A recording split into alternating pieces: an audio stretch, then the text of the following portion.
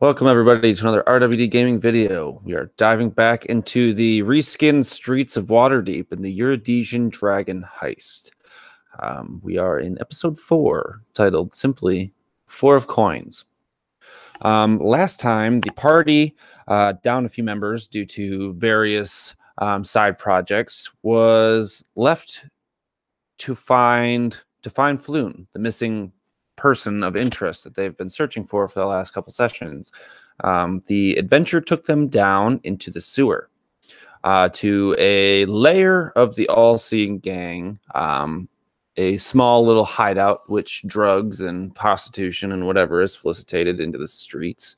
And the party effectively cleared it out. You guys managed to rout some baddies, and in the final room you entered to see Floon, the man himself, laying on the ground with an orc above him, firebolt in hand, ready to do the deed. You stopped him, but not before noticing a secondary individual in this room, a leathery skinned octopus squid-like head, Lovecraftian horror straight out of your nightmares, who sent a small brain with legs to attack you as he made his escape. In a very close call, the party managed to succeed and stop this orc figure from killing Floon and rescuing him. And in the process of bringing him back to Volo, as a reward, he had gifted you with the title deed of the Troll Skull Alley Tavern. A rather run-down at the moment building, but the community is looking for a comeback, and perhaps you're what that community needs. So tonight, the story actually takes place probably a month after the events of the last game. Some time has passed, and renovations have began. So before we get too far into it, there's some questions that I have for you all in regards to how you handled a few things in relation to becoming property owners in the great city of Eastport. So, first and foremost, Volo had purchased Troll Skull Alley for the intent on getting inspired for his new book about ghosts. And probably not much to your surprise, there was in fact a poltergeist that inhabited the inn. So rather than go through the horrors that would have taunted you in this new residence, what would you guys have done about this poltergeist?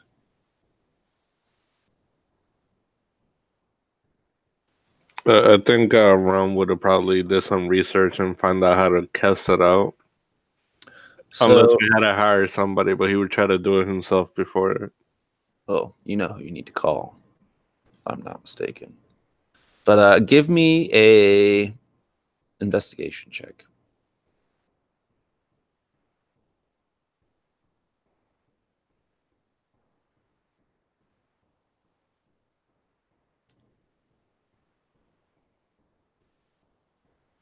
You got a 13. Okay, so digging up some public records wasn't really too difficult.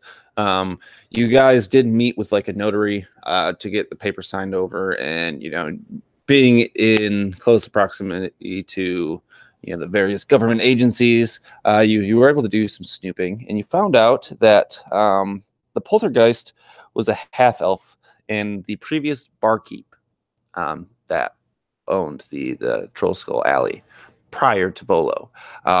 He seemed to have died in a extortion racket gone awry, and has since his spirit has kind of resided here, torturing those who decided to make their presence. But through your investigative abilities, you found that maybe perhaps you were not the one best suited for these techniques. So Tarragon, being a little bit more holier in nature, perhaps you were of assistance in the dealing of this with this poltergeist. Yeah, absolutely. I would use what knowledge I have in my religion and see if I could maybe peacefully ask this poltergeist to move on under the blessings of Liara and go on to a joyous afterlife. Give me a religion check, please. I actually suck at this. Nope. What'd you get? 7. Okay. So yes, you found that through the acts that you would have learned perhaps through communion or faith. He was very resistant to your motives here. So why am I forgetting your name right now? Phillip, what's your character's name? Finland. Finland. That's what I thought. Actually, I didn't think that, but I'm going to pretend that I did.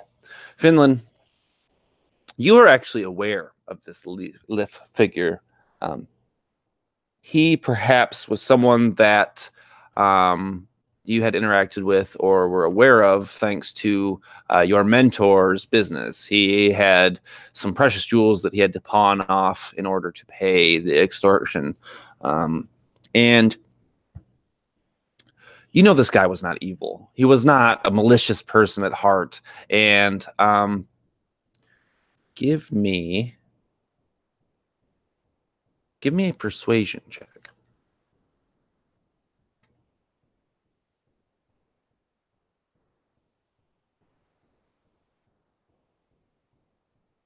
$22. So, inciting what information you knew about Lif and the overall premise that the party had brought to the table to renovate and renew the standings of the Troll Skull Alley, you cut him a deal.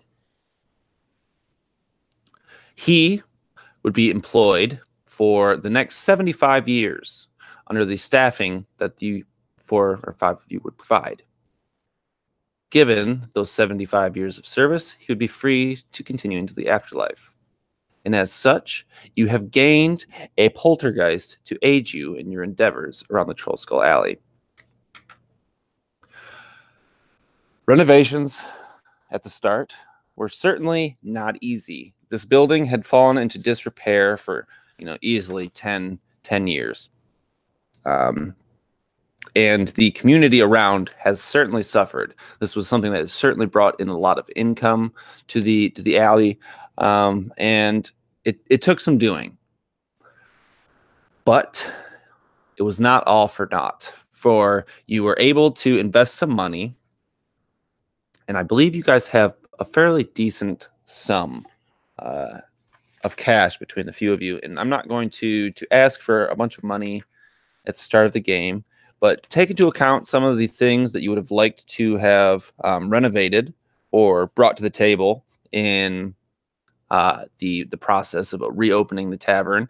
Make note of those, and I will ask you for those at the break, and I can start coming up with things that you could purchase to renovate the place. So you guys are the new guys on the block. You are the new proprietors of the Troll Skull, but this community may not have been all but welcoming. You've met some people. You've met some businesses. There's the Bent Nail, run by a half elf named Tally, who makes wooden. He probably has helped you a lot with the renovations of the furniture or the tables, paneling of the walls, flooring, broken decor. You've met both Embrick and Avi. They are a couple of Genesee, one fire, one water. They run the Steam and Steel forge, where they make weapons and metallurgy of all kind. You've met the proprietor of the Corellian's Crown, a one Fala Lafier. They they are a little bit more apprehensive to the new guys here in town. They probably have also felt some of the extortion that that Leaf was dealing with. They are herbalists. They provide potions, tinctures, etc. Of all kinds, and certainly may be of benefit to the brewing if you guys peruse or pursue a alcoholic beverage proprietorship. There is the Tiger's Eye, run by a human detective, Vincent Trench. He's your standard private eye, helping the community through public works. He, on the other hand, is very welcoming and is glad to see the rundown Troll Skull Alley being renovated through your deeds. He is also fairly concerned with the death of Liff and is very happy that you guys are able to appease him and make a deal with him to keep his soul at rest. There's Bookworm's Treasure, which is run by a gold dragonborn named Rishal. He is a member of the Mages Guild and the Order of Mages and Protectors of Mages, Magi rather. He provides a few services that he can provide quill and parchment, magical supplies for spellcraft. He also has some various spells for sale themselves. And you've had some contact through various guilds interested in making your business, in turning the Troll Skull Alley back into a functioning cornerstone of this community. So I guess first of all, is there anything that you guys would have liked to have done? Not so much money wise, but just in the community or with the Troll Skull Alley. I definitely would like to get acquaintance with whatever kind of farmers market / fishing market, and basically the food vendors, and be on a good notion with them. Maybe establish some fresh Eastport imports for the menu. Absolutely. There is a few guilds that you would have been able to get into contact with, like the Fellowship of Innkeepers, to solidify yourself as an inn. There's also the Guild of Butchers. That would have certainly been the route you would have needed to take to start importing meats and various foods and fish to start your business. Absolutely. Let me get a skill check out of this. How would you have gone about kind of persuading these guilds to? Well, I would definitely say that I'm a fledgling cook looking to be the greatest chef in Eastport, and that I could take their product that is clearly delicious and merely make it taste the best that it possibly could. And I would cook for them. Give me what kind of check are you looking to perform here, Tarragon? Maybe a performance. I don't know if that really makes sense, but that's kind of that's what I was gonna say. Yeah. So yeah, give me a performance check. All right. Wow, I'm off to a hop and start with the good rolls tonight. I don't have any inspiration or anything, do I? No, that was a 9. Okay. I'm going to say that it wasn't for lack of your talent that this skill check went poorly. Tarragon, someone's been bad-mouthing you in the streets and your cooking. Poor reviews, people getting paid off to talk poorly of the food you make. It's definitely something that has caught your attention, especially since you've moved into this area and you've tried, getting some interaction between the guilds and yourself. And it's certainly something that has caused you some concern. Yeah, absolutely. If anything, he's more just hurt than anything because he puts everything into all of his dishes. So when he hears that, he takes the feedback constructively, whether it makes sense or not. and just is really kind of disappointed in himself that he didn't bring joy to these people through his cooking. And he just really kind of a bit defeated goes back to the drawing board. And it's almost as if like, you know, I want to say that the bar itself isn't even like completely renovated. You know, you maybe have like 3 or 4 tables, half the bar is open. There's like curtains hanging where stuff's still being renovated. And one of the nights, a group of the Silenced come in and they order food, and you know, they eat and kind of just cause a ruckus. They're not like breaking things, but they're being certainly disrespectful. You know, this food's the worst garbage we've tasted in the alley. You know, what do you even think you're doing here? Kind of stuff like that.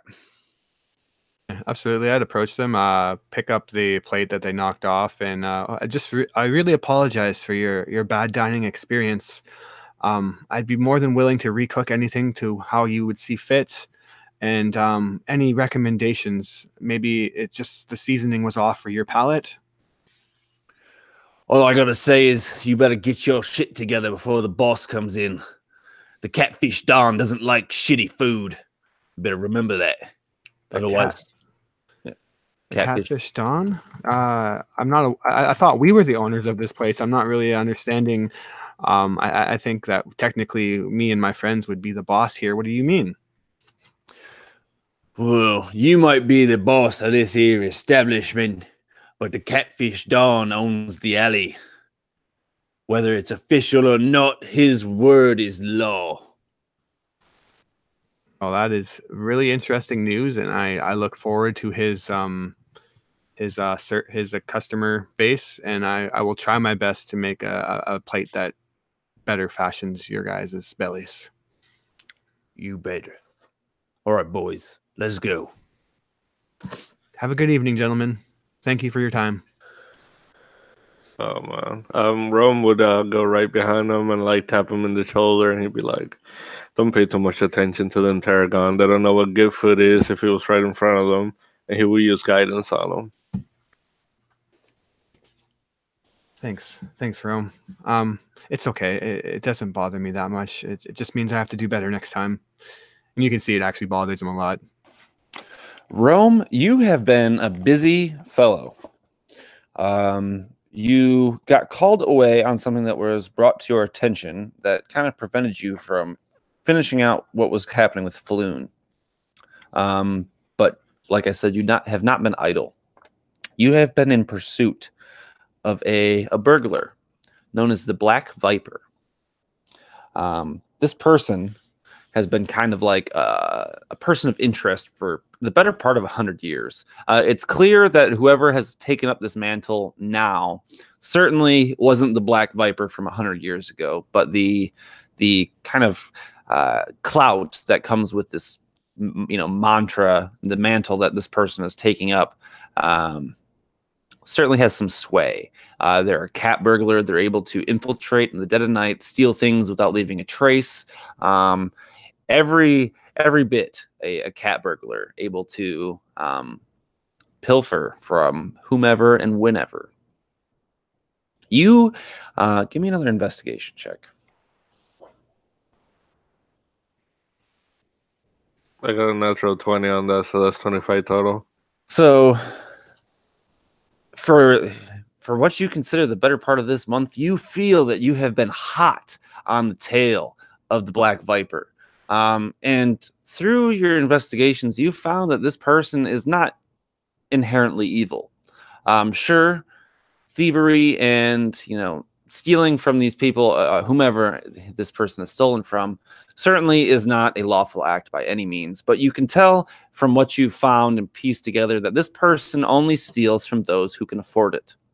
Those who hoard their wealth, those who are stingy and frugal with giving back to the community.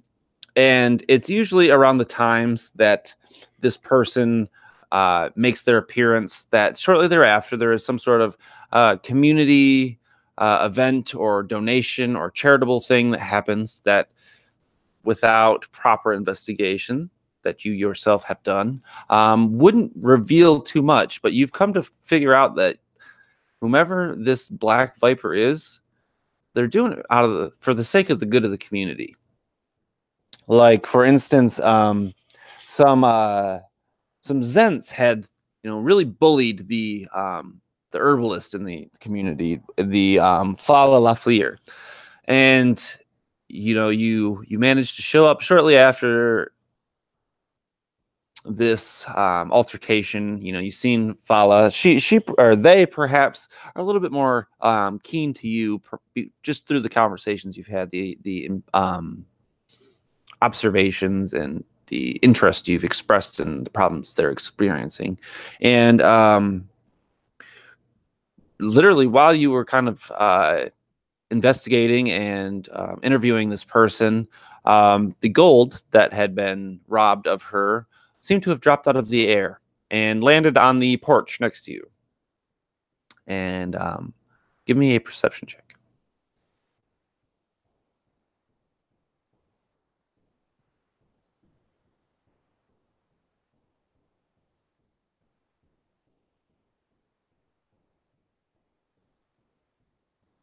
$22 total. You've seen that this cloaked figure made their escape towards the far end of the alley and disappeared into the sewers. You tried to pursue, but were simply unable. Finally, Finland. What have you been up to?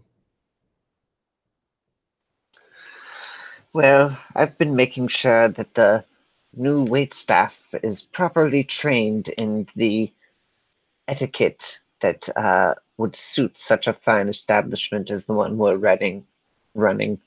I would also make sure that the accommodations are suitable. New beds, new straw for the beds, fluffed pillows. So I'm going to say that you guys don't have like the full inn set up yet, but you do have a few rooms, and you are able to accommodate a few people here and there. Business hasn't been great, but what can you expect for a business that's still renovating? Its residents. Yes, I would also like to try to work on the marketing. Give me either a performance or a persuasion. Yes, I would try to hire some ruffians to go into some neighboring bars and talk similarly down the food of other chefs and proclaim the Give me goodness. give me a deception check. Fantastic. 15. And it takes some gold pieces, but what did you Of course. expect? You pay off the right thugs. You make sure that these thugs are third party. They're not involved in the outright gang conflicts that have done nothing but escalate in the months since you guys have taken down the underboss. They managed to go to these bars, cause a ruckus. You made sure to have them, stay away from Bonnie over at the Yawning Portal. Leave Durnan alone. They have enough problems with whatever comes out of the hole in the center of the tavern. But for the most part, yeah, you are able to certainly push some negative views on other bars in comparison to yours. Now, when the All-Seers, or no, the Silent Syndicate, I said they were All-Seers that were in earlier for the Catfish Don. They were not All-Seers. You said they were silenced. Did I? Okay, perfect, Yeah. perfect. Yes, they were silenced. They were not the eye on the head. These were the guys that they all have a tattoo of a mouth sewn shut, usually on their forearm. And during the altercation with Tarragon, that Rome, certainly offered some words of encouragement and guidance. You held back for very, very relevant reasons. You recognized one of those men as one of the people that had come into your mentor's shop the day he was murdered. You don't know what it is, but you have a strong inclination that this is someone that was certainly involved in the death of your mentor.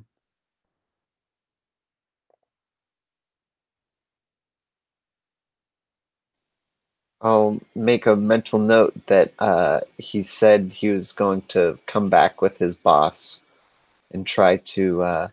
Can I actually get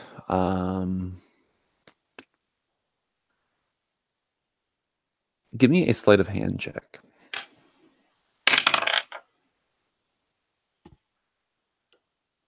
17. So you notice like kind of like a paperwork or a note hanging out of this guy's pocket. So as he's getting ready to leave, and Tarragon turns to ask him what was wrong, you slip this slip of paper from his pocket, and it reads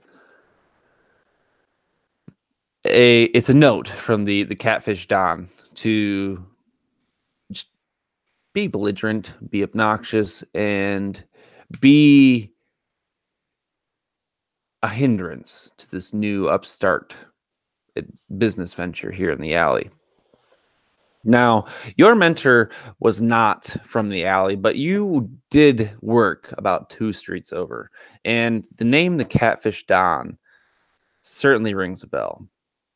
This is someone that tried to extort your mentor for years, and he was able to kind of skirt by through protection of the authorities and the various methods that he was aware of to avoid this racketeering. But you feel that this probably got the best of him, and you can't shake the feeling that somehow this is the reckoning. This is part 2. This is the retribution. The Catfish Don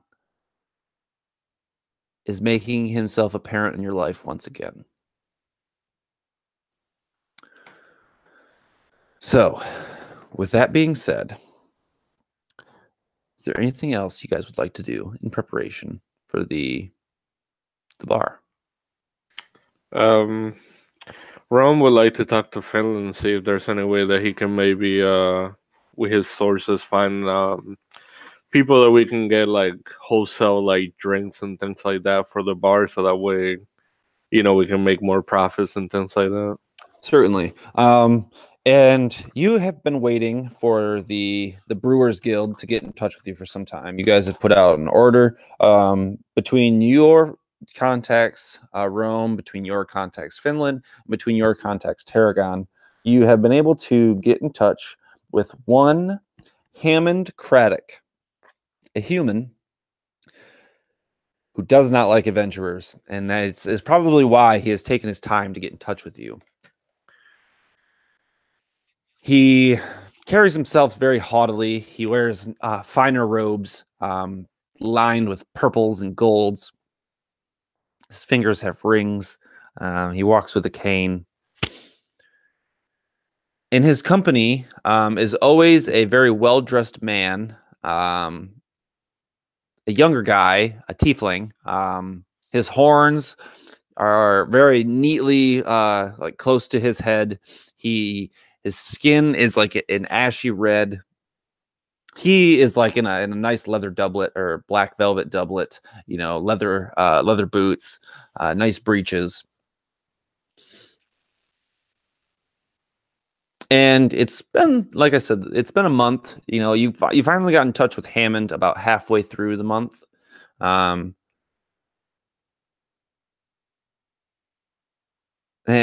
his first time here, he kind of, oh dear, the troll skull certainly has fallen into disrepair. Make note of that. His scribe quickly makes note of it. So it seems as if you were like to purchase some spirits and begin your process of providing alcohol. Yeah, if he says that, I will grab Finland for a second. And it's like, our friend here is the negotiator. He would like push him forward. I will give him guidance as I'm moving him forward. Yes, of course, that's why we're here.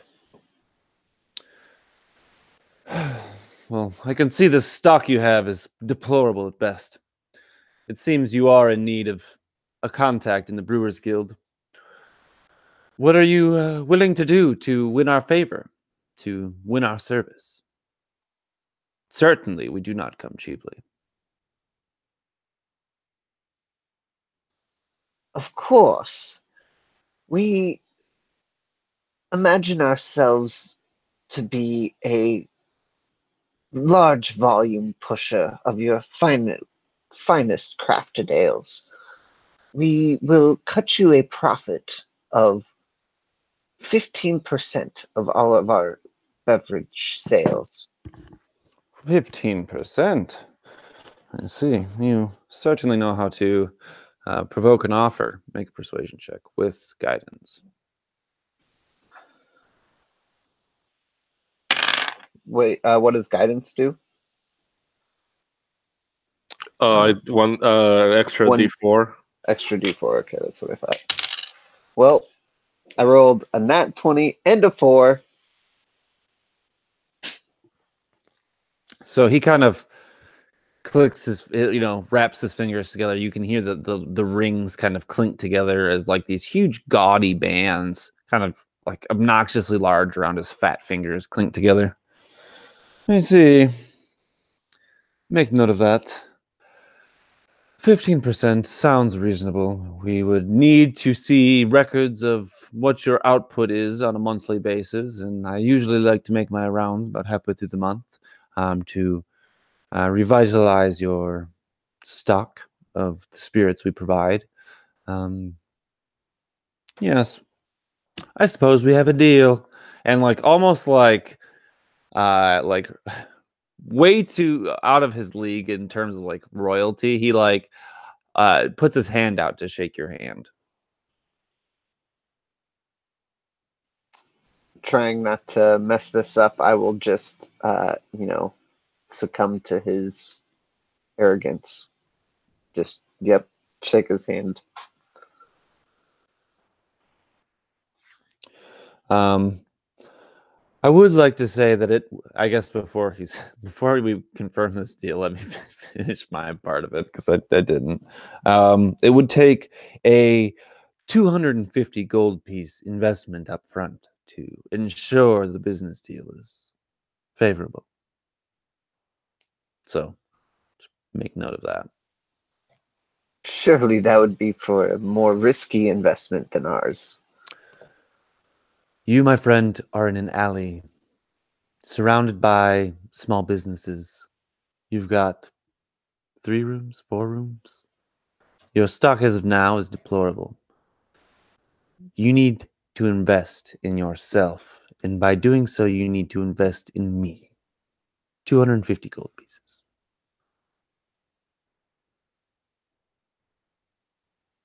You don't have to give them to him right now. Just make note of it. Because you guys have made profit so far. We're going to get to that. Unless you guys want to do that now. Of course, yes. Thank you. Yeah, whenever this guy goes to leave, I'm gonna say to his little manservant in Abyssal that if he ever wants to get away from that buffoon and have a drink and blow some steam, that he's always welcome here. See what he says. He doesn't say anything to you, but you catch a smirk. Actually, give me a persuasion check.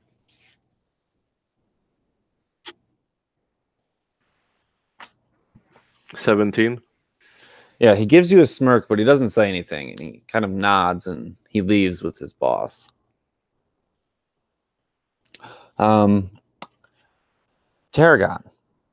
you have been waiting for the Guild of Butchers to get in contact with you. You have been pushing your contacts hard. All of your, sous chef circuit friends that you've worked with,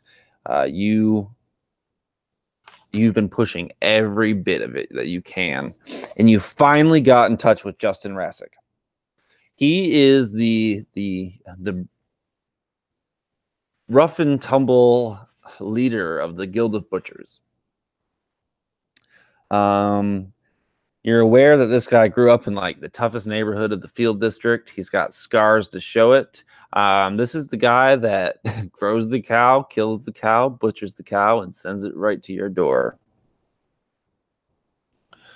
And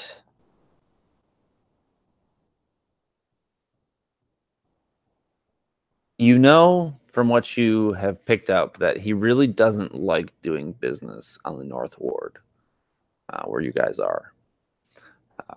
He doesn't have any footholds here.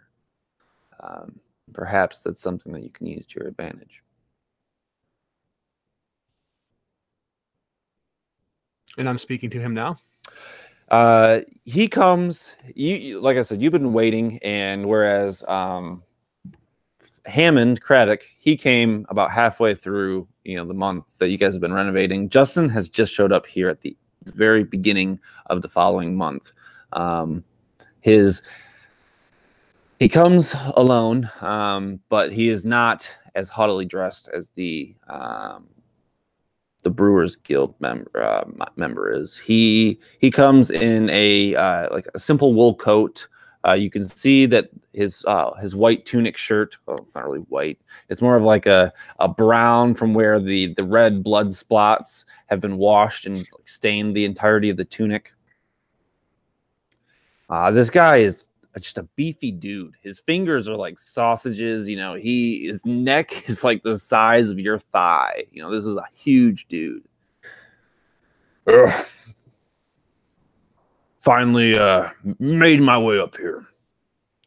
Tarragon, it's a pleasure. He shakes your hand, and it's all you can. Tarragon, you're a big guy. This guy is like crushing your hand, and he's one of those guys that shakes your hand to like break your hand. Yeah. I try not to whinge and smile. Mr. Rassick, is it? Indeed. Oh, thank you. Thank you so much for taking time out of your busy schedule to come and see our new inn. I know that it's not fully up and operational yet, but we have many big plans, and my friends are very esteemed people, and I think they're going to turn this place into a really great establishment, and we would love to offer some of your fine products. Can I get a percentile roll? D100. Yeah, you can. Let me do that. My God. Wait, is that good? It's a little good? 17. 17 is roughly the percentage of how much shit he's heard about you, the bad shit. So low is good. Perfect. He kind of rubs his nose and looks around disapprovingly, but what can you expect? Your tavern's not complete yet. Mm-hmm. Now, I know that it's not in the best repair, but maybe I could demonstrate what I'm capable of turning your product into. We actually have a beef, hearty beef stew for today on this cold, rainy day. Maybe you would like to try that and just picture how your fine meat would taste in the stew instead. He unbuttons his coat. He hands it to one of the wait staff who get him set up at a table. And I'd like that. Tarragon, from what I hear, you've put out some good food. And I'm a fan of a properly cooked beef stew. So please, I will try it. Give me a performance. I can roll high once today. Yeah, 15. Okay, yeah, perfect. So he sits down and he eats, and like I said, this is by no means an extravagant building. You're dealing with simple, common things, and Justin likes that. He is not a man for flashy taste. He certainly does enjoy upper end living, but he's not one to flaunt it. He eats the stew. He actually asks for a second bowl. You provide. He tosses a couple silvers down on the table. Tarragon,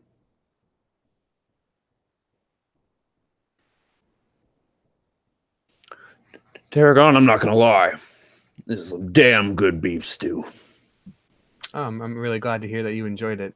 The only thing that would make it better, some of my prime auroch. Oh, and I kind of get excited hearing that, and I would say that, like, trying not to get giddy about it, but I couldn't agree more. I've only heard the best of your quality or your product, and that's why I sought you out, Justin. It's okay if I call you Justin, right? That's fine. I have a feeling we'll become more acquainted over the next few months as you guys get this place up to shape. I look forward to it. He slides a card. You can see that it's like I guess it's not really a card as much as it is like a badge. It's like carved from, you would imagine to be bone, but it's also like maybe more of an ivory. It's just a simple badge, and it's the Guild of Butchers. There's like a cleaver over top, like a bone. I like to make my rounds at the first of the month. I usually require a bit of gratuity in my deliveries. A few gold pieces to cover the cost that are not included in the guild membership's fees. You don't pay the first month, but at the end of the month, I expect 250 gold pieces for membership. Perhaps we can make this a profitable endeavor for the both of us. I certainly hope so, Justin. Mr. Asic, sir. 250 sounds reasonable. I have every belief that with food as delicious as this, you'll be able to make that with ease. He finishes his meal, gets his coat. I'll be back in a month. You will be seeing my cart here tomorrow with your first shipment. Like I said, the first one is on the house. Oh, I guess it's not on the house. Payment is at the end of the month. Great. I look forward to it. I'm going to go start thinking of a special right now, and I kind of just leave the table in a rush, grab a notepad and some ingredients. You all have been waiting for this last person. Mr. Fairkettle. This guy is, he's a halfling. You all have been aware of him. This is, Volo made it expressly important that you need to talk to this guy about proprietorship and ownership of this tavern, should you want to put it into operation. He is the leader of the Fellowship of the Innkeepers, the guild that keeps you guys protected from the coercion of the Catfish Don. You know that you've gathered from your conversations, though fleeting, with Lif, that Lif was not in good terms with this guy. For whatever reason, they didn't get along, and therefore Lif was not protected by the guild associations. Mr. Fairkettle, one Broxley Fairkettle, he shows up later in the day, the same day that Mr. Rask shows up. They miss each other by maybe 30 minutes.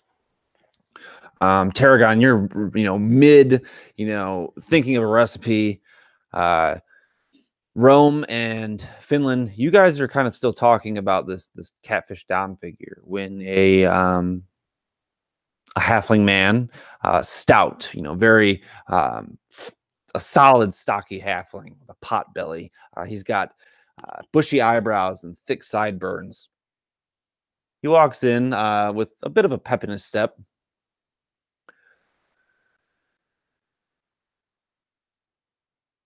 Well, hello. Welcome to proprietorship of an inn. We don't have many here in the North Ward, so it's been an eager duty of mine to come welcome you. Certainly we can come to an agreement of some kind to initiate you into the guild. Absolutely. Would you like a seat and maybe something to eat? Of course, I would love to. He kind of like pats his stomach. Me turn down a meal.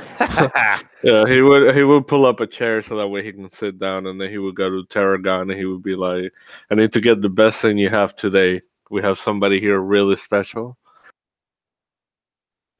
Yes, and let me get you an ale. You see that he kind of like looks around, very similar to the other leaders of the guilds have, but his is more of like a nervous, like frightened almost. So, Last I heard, and he sits down up at the bar. He hops himself up onto one of these stools, his feet dangling. Last I heard, the old poltergeist of that old bastard Liff haunted this place. Did you get rid of him?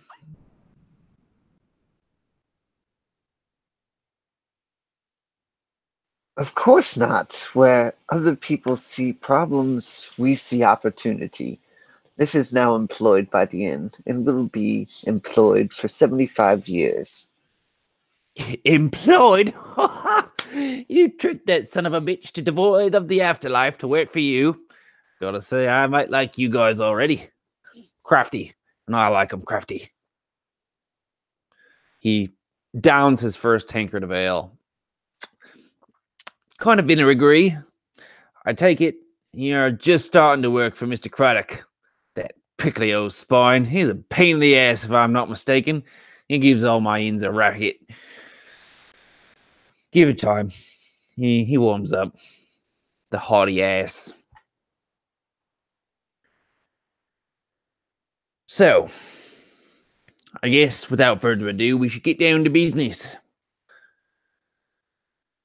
It's simple to say that by joining up with the Fellowship of the Innkeepers, you are more likely to avoid the wrath of the catfish Don, who resides here in the North Ward. He really likes to put a prickle down on my inns. Really likes to put a prickle down on the inns that aren't mine, if you get my meaning. Can't say I can protect you indefinitely, but I can certainly say that being a member of the Fellowship gives you allies in the fight against the illegal activity that motherfucker likes to put up. You guys aren't into illegal activity, are you? Can't say I'm a fan of an inn that deals in prostitution and drug dealing. Of course not. We are an inn of high moral standards here at the Troll Skull Alley. I need either a persuasion or deception, depending on if you're lying or not. I don't want to know if you are. Just roll.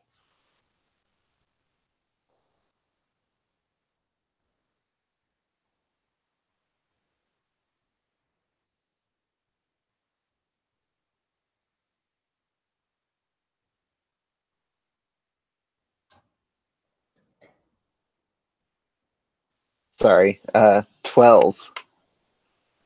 He eyes you. Tarragon, give me your performance.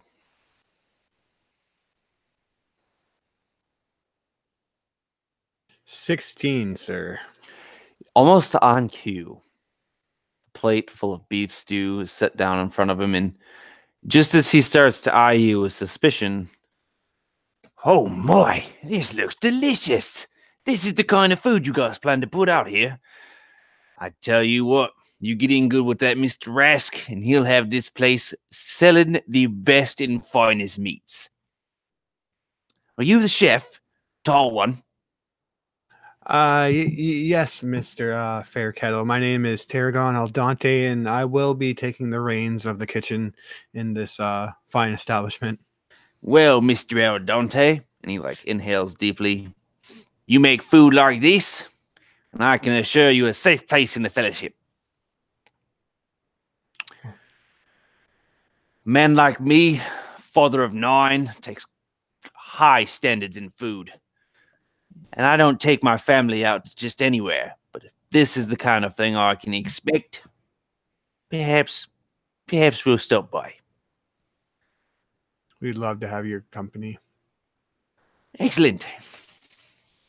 Well, as you can may imagine, membership with the guilds usually costs about 250 gold pieces up front. I'm going to waive that, just because I see that you guys are mid-repair. So at the end of the month, I expect 250 gold pieces, which is a fair sum given the advantages being a member of the Fellowship can provide.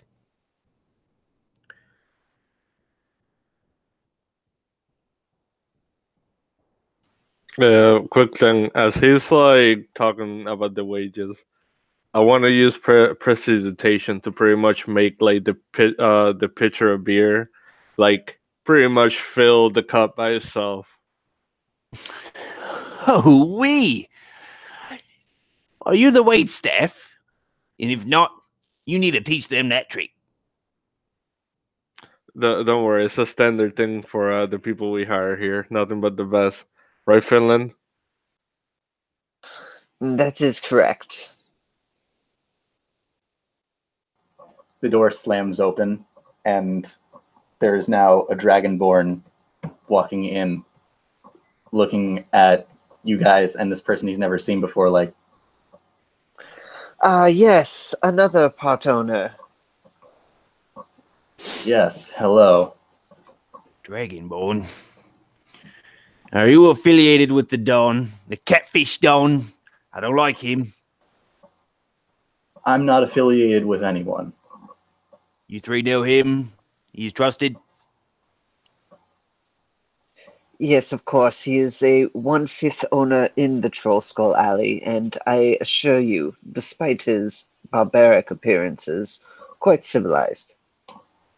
Excellent.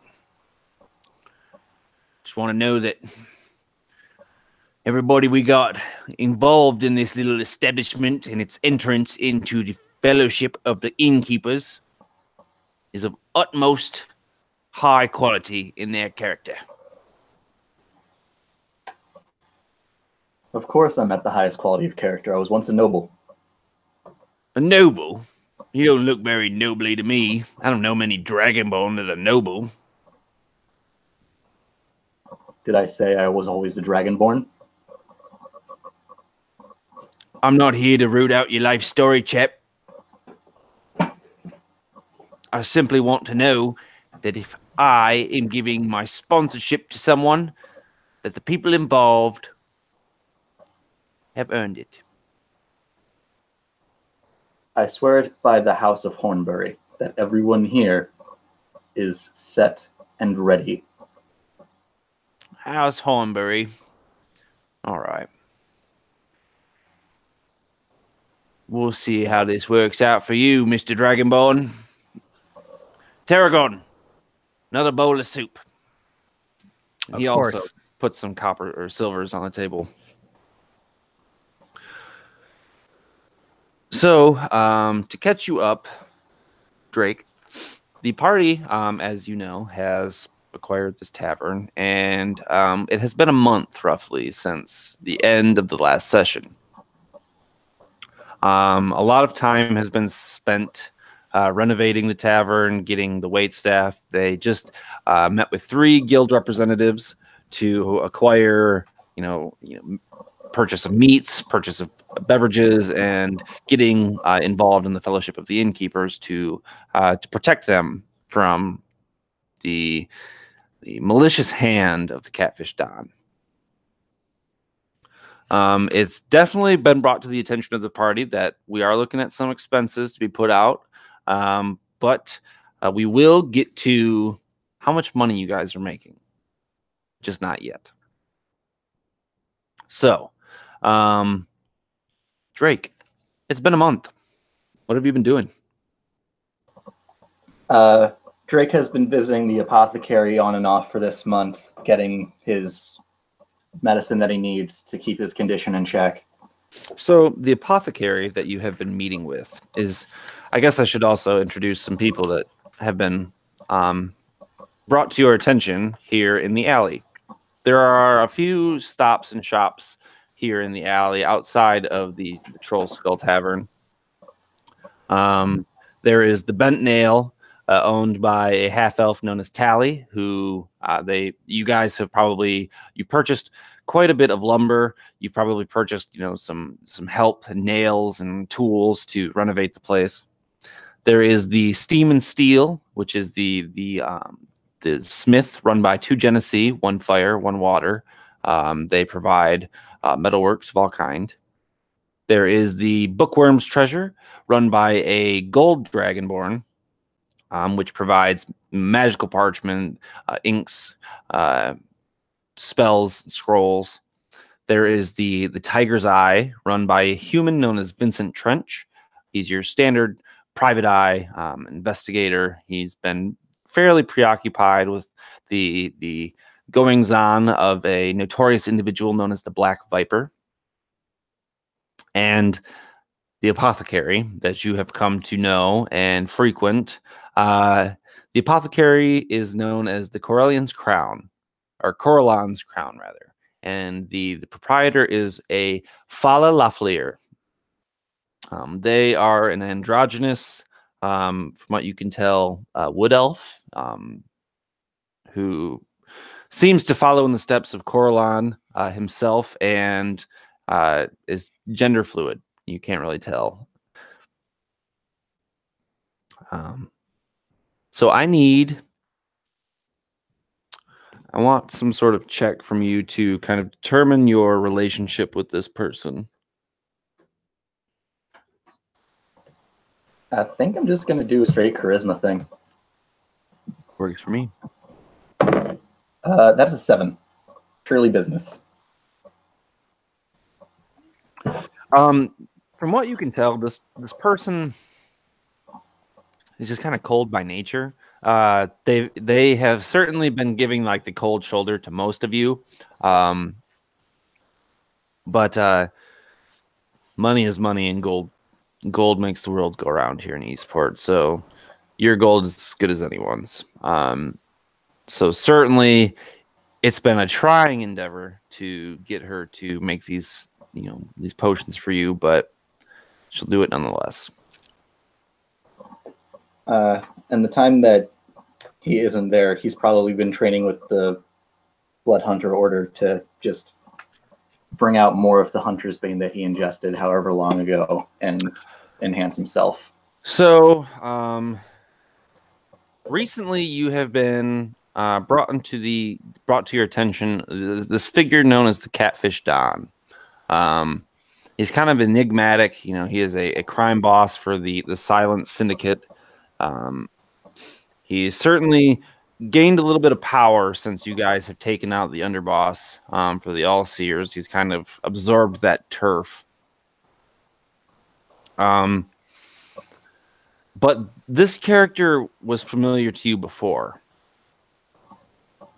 You are aware that this person's name is a Krilnadad. Okay, I'm going to put this in the chat. Krilnadad Crenshaw. And your family estate has been involved with him in the past. And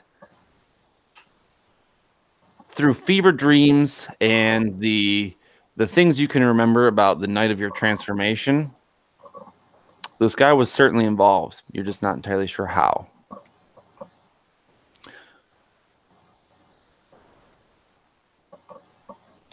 So you may have also tried to contact Vincent Trench, the private eye, about gaining some information about him. But before we get to that, is there anything else you think you would have done in the last month?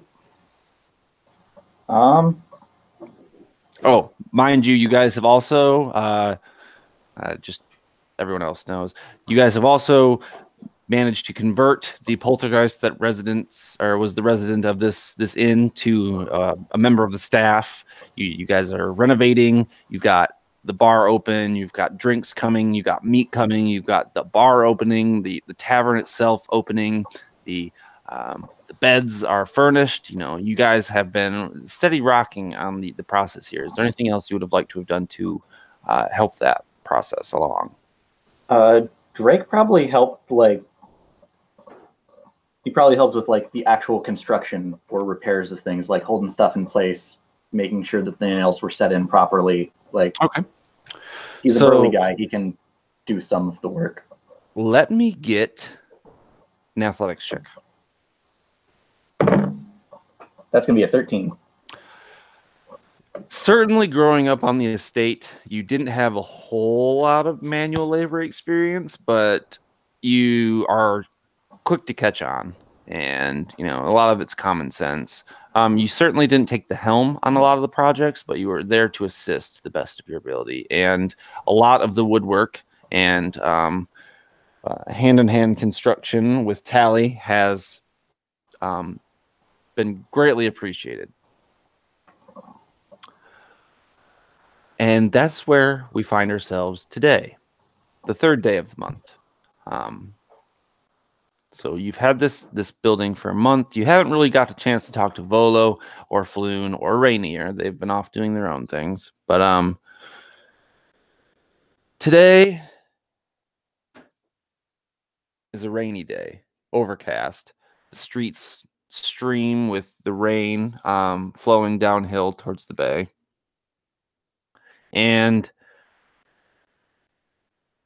there is a shove on the door. It swings open fast, and a fat man dressed in a black coat and a thin black hat, with horns protruding from the sides. His face ends in a snout that probably extends a good 6 to 8 inches off his face. His teeth interlocking on both sides. You can see almost in like a gold dragon quality, there are like whiskers that hang off from his mouth. You don't know if that's maybe just the human side of him sticking out, but he's got like a really like reptilian beard. And from what you all know, the catfish Don has graced you with his presence. And with him, a party of 5 goons. So this is the place that's new to my alley. He sits down at a table. Drake holds extremely tightly to one of the tools that he'd been using just for like a standard repair, just maintenance. And he tries to keep himself from just jumping at the guy. You there, shorty. Come get my coat. Points to you, Finland.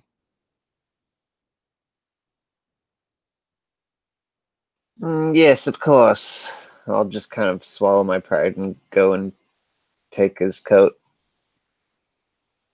You there, human. You'll want to take my order. Absolutely, sir. What would you like? One of everything. On the house, of course. Of course, sir. And as he's doing that, he's gonna start pulling up chairs, and he would do like a formal bow for his men to sit down. Very well. You'll do well here. What's your name? Oh, my name is Rome. Rome. Keep that in mind. And he would go give the order to Tarragon, and he would be like, I wouldn't be opposed for if you wanted to, poison this, but I'm not saying you have to. Yeah, Tarragon would look at you kind of like getting that you're playing, but he would say that he would never interfere with anyone's food. That goes against all of his beliefs. Yeah, he would just like put his hand on him, give him a wink, and then just go back to waiting until the meal's done. Yeah. And then if I can, have we renovated it all yet or not yet? You're nearing the final stages, yeah. Okay. Because I like to picture it as like an open kitchen so that like people can see inside if that's cool. And I imagine I start to like get out the meats and the veggies and start to give a display with it, kind of like knife twirling and flambeing stuff and just a very like showy kind of cooking. Who's the manager here?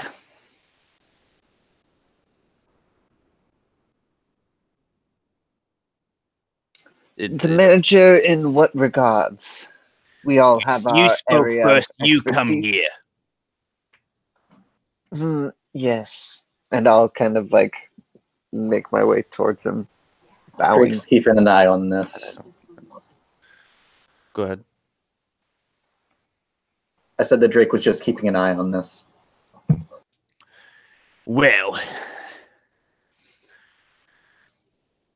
living in the city isn't free. Money makes the world go round. I make the world go round. Especially here in this shithole. Yes, your reputation precedes you. As it should. What do you know of the catfish Don? Just that you own the alley. Very well. That'll change, I'm sure. So, I couldn't help but notice that you had that pipsqueak of a guild leader in here not too long ago. What's his name? Fair Kettle? Yes, a delightful gentleman. Delightful. Deplorable. His stickliness to the ways of the law certainly put a crick in the way this alley operates. I'm sure you could see that. You look familiar. Do I know you? Is he saying this to He's Drake or to- he's talking directly to Finland still. Oh, I certainly doubt it, sir. Give me a deception.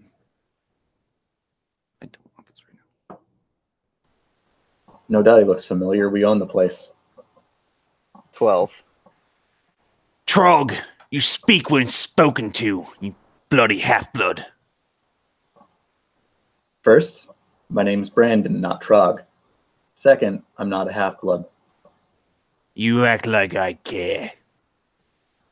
You act like I wasn't spoken to. You better mind your tongue, boy. People like you don't last long here in the alley. You said you rolled a Oh, 12, Finland? Yep, 12. It'll come to me. It always comes to me. I never forget a face. Isn't that right, boys? They'll, yeah, that's right, boss. Drake cracks a grin. Well, if you're doing business with Fair Kettle, it's safe to assume you're trying to elope in the fair fellowship of the innkeepers. Bullshit, he spits. There's a price in the alley. 50 gold a week. Given to my men here. They'll come to you. Or what? Do you need a demonstration? Or can I count on your intelligence to know you know what we'll do? You said my reputation precedes me. I'm certain it does.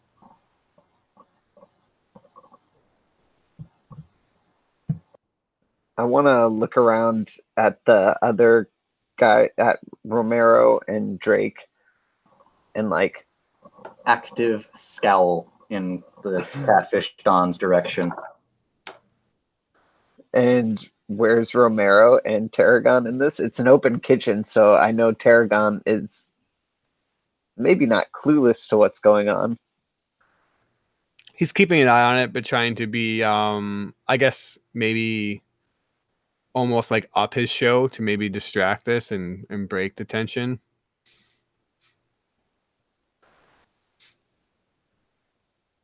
And Romero.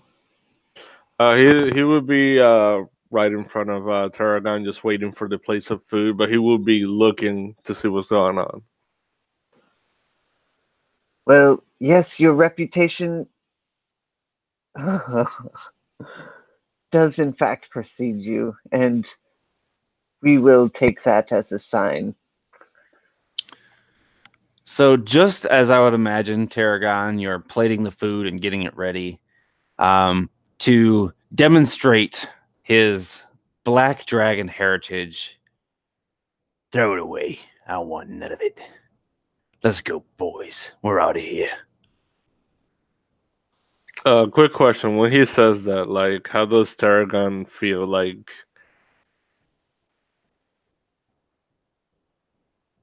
It's a good question. He would say, I'm sorry, Mr. Catfish Don, was your food is there's something wrong with it? Yeah. You didn't pay for it yet. We'll be back at the end of the week.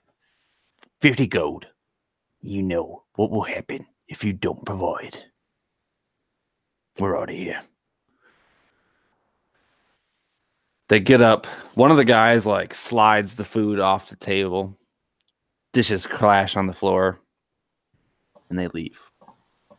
At least tip if you're going to do that. Jesus. Right. Tip your servers. And that's where we're going to take our break. You all get a point of inspiration for the impeccable RP you've done so far. So note that. And you'll be receiving a guest, a much more welcomed guest, when we return. So smoke them if you got them. Get something to drink. Do what you got to do. We'll be back in about 10 minutes.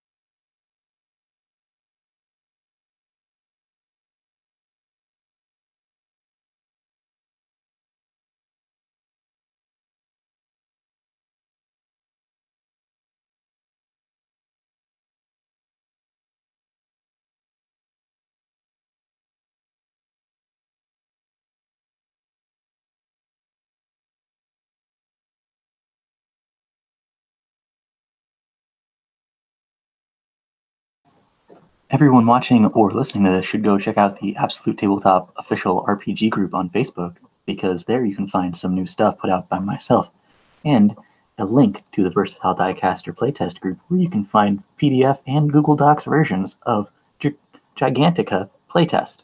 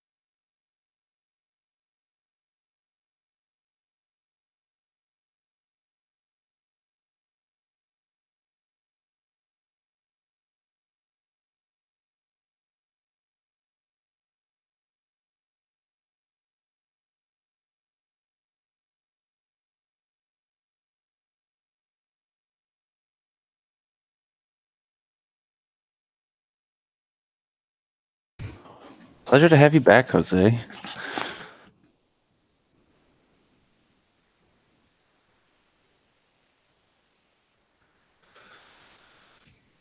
We have certainly missed the magical presence of Rome.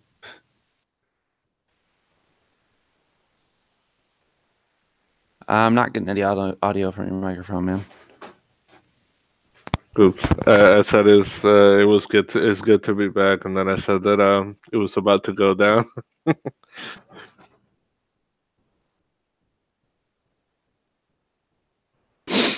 Yeah, this catfish Don's kind of an asshole. Yeah, I don't see him lasting long. Don't know why. I'm super glad Finn stepped up and was like, I mean, I could do it. Because otherwise there would have been a scuffle in the bar. Yeah, you guys are all gearing to fight this guy in your newly renovated bar. It's like, guys, no. You put so much money in Drake it. has a very personal grudge. Understandable. I'm sure everyone in their own regard does.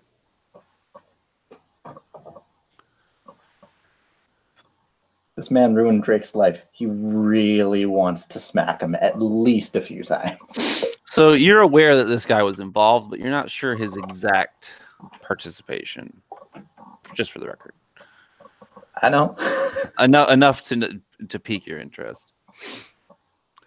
Tarragon. Enough to want to punch him. Tarragon, people have not been too kind to your food. I guess that's not completely true. You did have a couple fans. We have mixed Drake reviews. gives him a 5-star. You guys all hop on your Google. Best restaurant in town. And hey, nobody knows who this Brandon kid is, but he's got the last name of a noble house, so it's gotta be good. This guy sounds familiar. Oh, I can't picture his face. So, I need to hop right back into it. Everyone to make perception checks.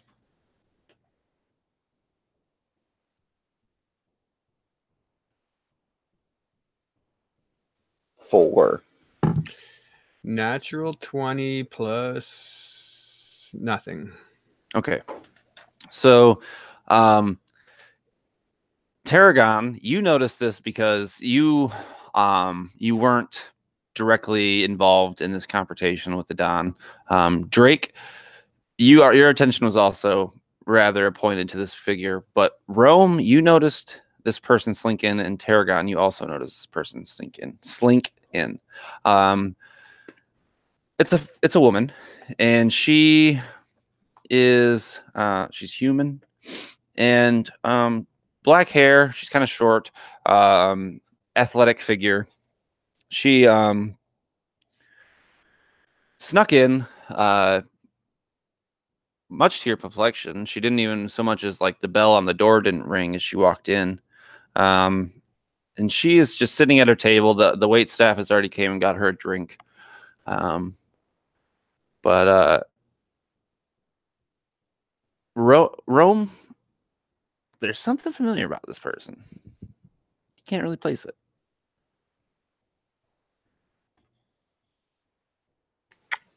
Gotcha. I think I will walk up to her and ask her if everything's all right or if she needs anything.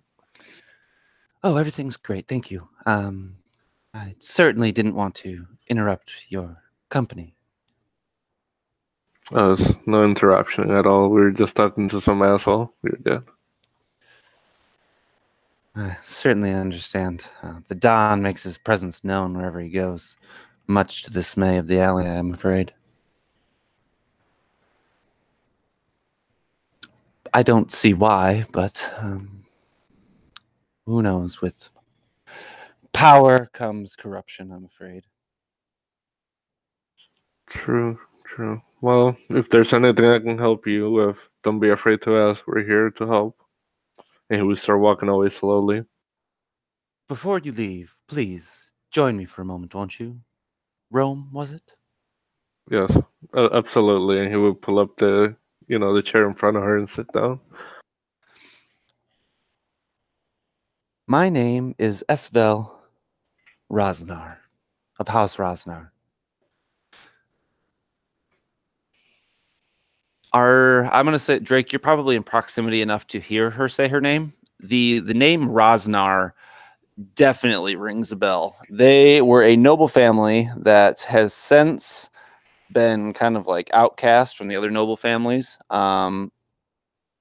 The Rosnar family was convicted of slave trading about 100 years ago. And it certainly put a bad taste in everyone's mouth about this family, and they have been ostracized. You're aware that the darker side of House Rosnar has been expunged, and they're kind of trying to make light of their new, patronage. The new house and the, law-abiding side of things. My family has been in a negative light for some time now, and unfortunately, we keep the tales that are told about us. I simply would like to introduce myself. We live in the area, and I certainly like to see small business. I'm not much of a fan for muscle putting pressure down on the little guy.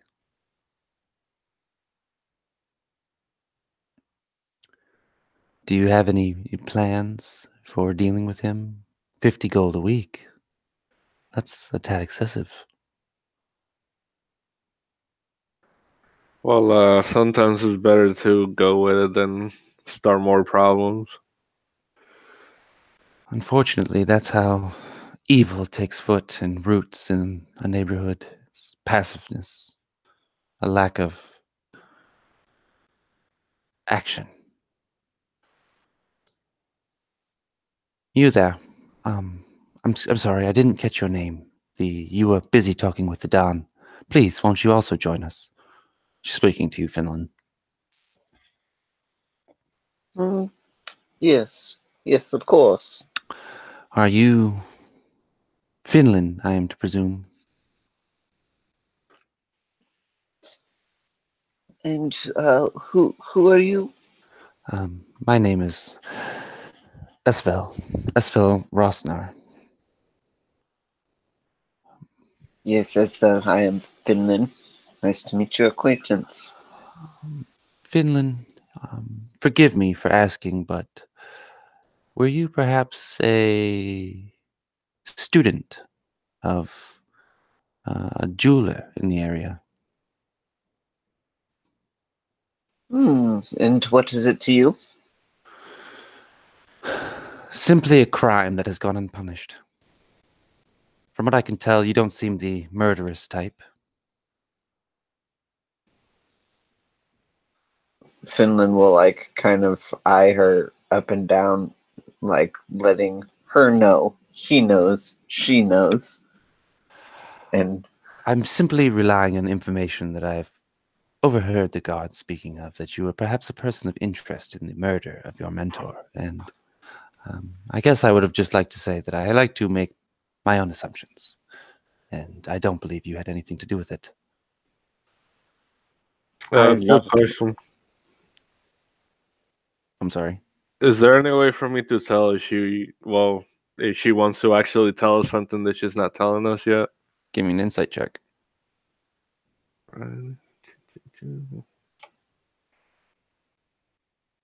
18.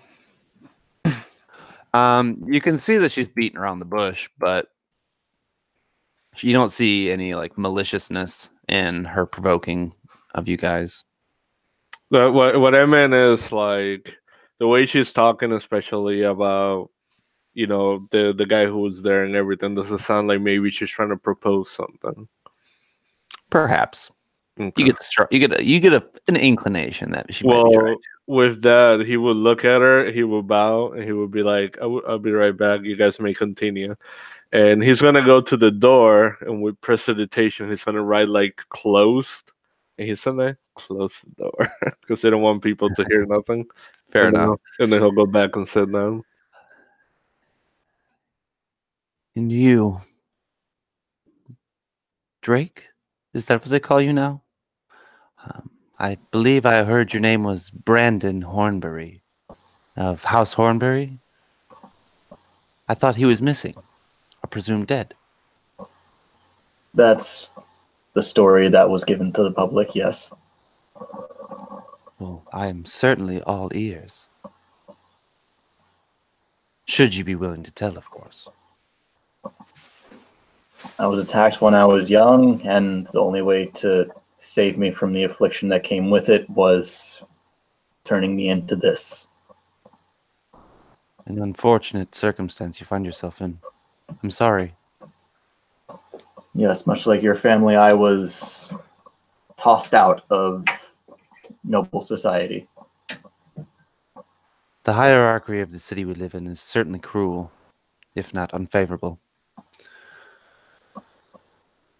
It's unfortunate, truly. I am deeply sorry for your condition and hope you find reprieve from what ails you. I'm hoping to get there soon. And perhaps you will. From the look on your face, I can see that you hold a disdain for the Don as well. Do you know him? In a way, I suspect he was involved with the attack that left me like this. The roots of corruption run deep, I'm afraid.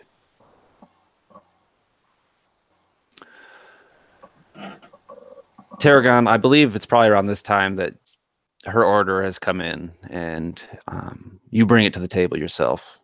For, as you heard, Rome, you are closed. What do you all know of the Black Viper?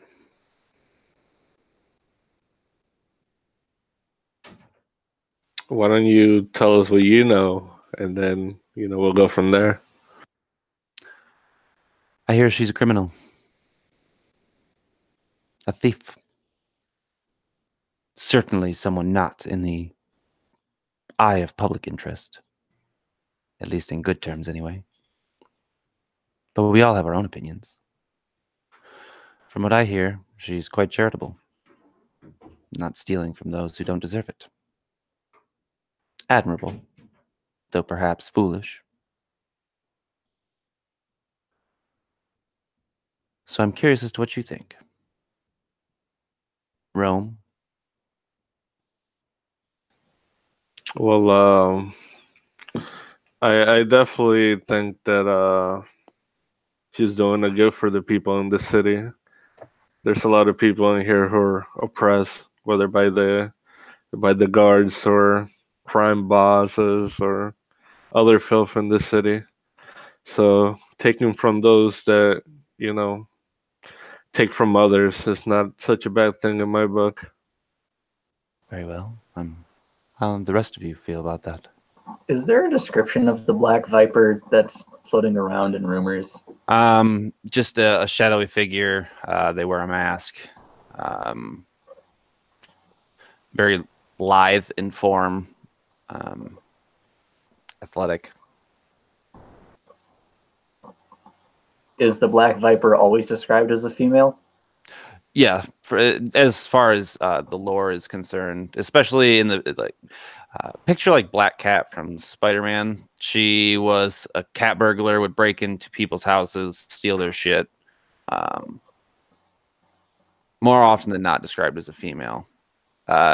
Though in your interactions with Fala, the proprietor of the Coralon's Crown, you know that they kind of hope and express their desire that the Black Viper is also a gender binary individual. But outside of that, for the, you hear she is female. At least that's what her wanted poster says. I haven't heard much. All I know is that she steals from people, and apparently, from what you told me, she only steals from those who deserve it. Well, I guess my question is, do you think you deserve it? Are you worried?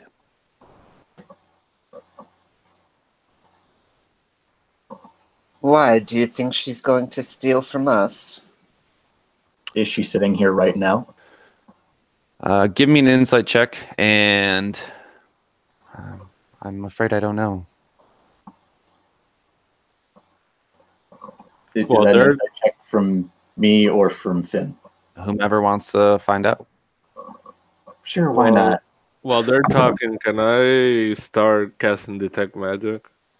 Absolutely. Are you trying to be stealthy about it?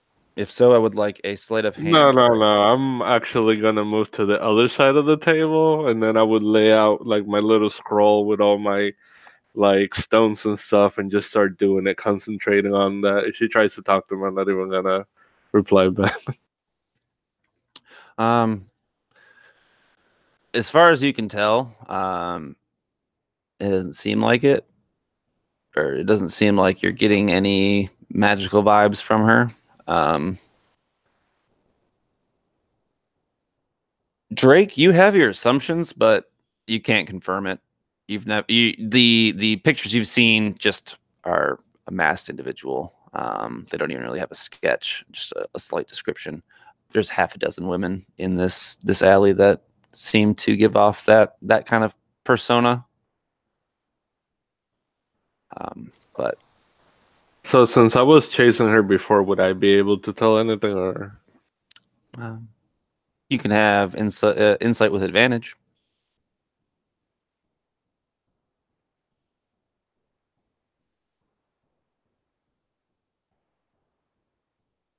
I got a 10. It's a tough call. You're when you did get the chance to chase her, it was dark. You had difficulty keeping track of her as is, and by the time you got to the sewer, all that was there was like the offset sewer lid, and she was gone. I understand your suspicions, and I'm flattered. To be the Black Viper is a heavy mantle to wear. I certainly wish I was capable. Perhaps that would put House Rosner in better graces, or worse, depending with whom A we speak. mantle. So it's not just one. You ask questions I simply do not know the answer to, I'm afraid. Perhaps. I have my suspicions as well as you do. Meeting this Black Viper would surely be a treat, I'm sure. Well, I can assure you right now, we're just getting off the ground. We are not expecting anyone like that to come and buy and take money from us. I hope that is the case. From what I can tell, this is a fine establishment. I don't know why the Don would put so much hatred in his words towards you. It's not like you've done anything to him. He may remember certain things. That's what they say. The Don does never forget a face, I guess. If he remembers mine, he might not be too happy that the job wasn't done. I'm afraid you may be correct.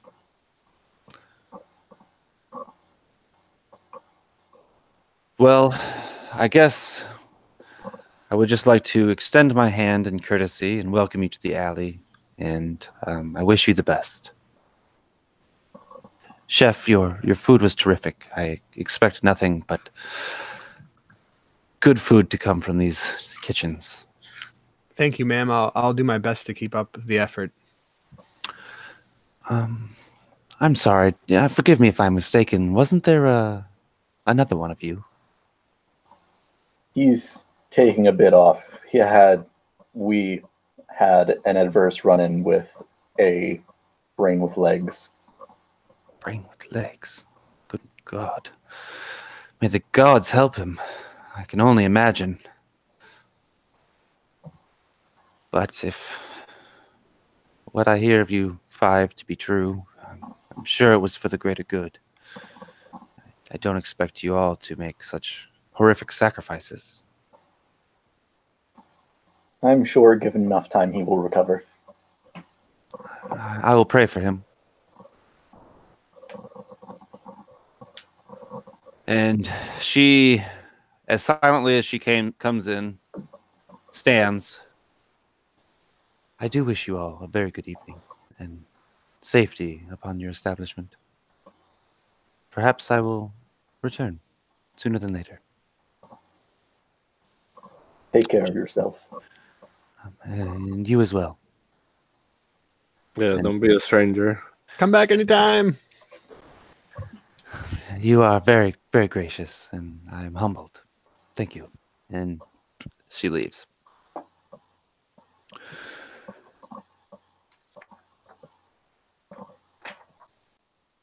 Well, she seemed like an interesting lady. She was very curious about this Black Viper person. Yes, I did not particularly like her. You don't particularly like anyone when you first meet them, Finland. True. Yeah, that lady was definitely a little odd, but half of the people in the city are, so doesn't really mean much. I think tonight I'm going to be sleeping down here just in case the Black Viper gives us a scouting visit. Wouldn't have anything to take, but sure.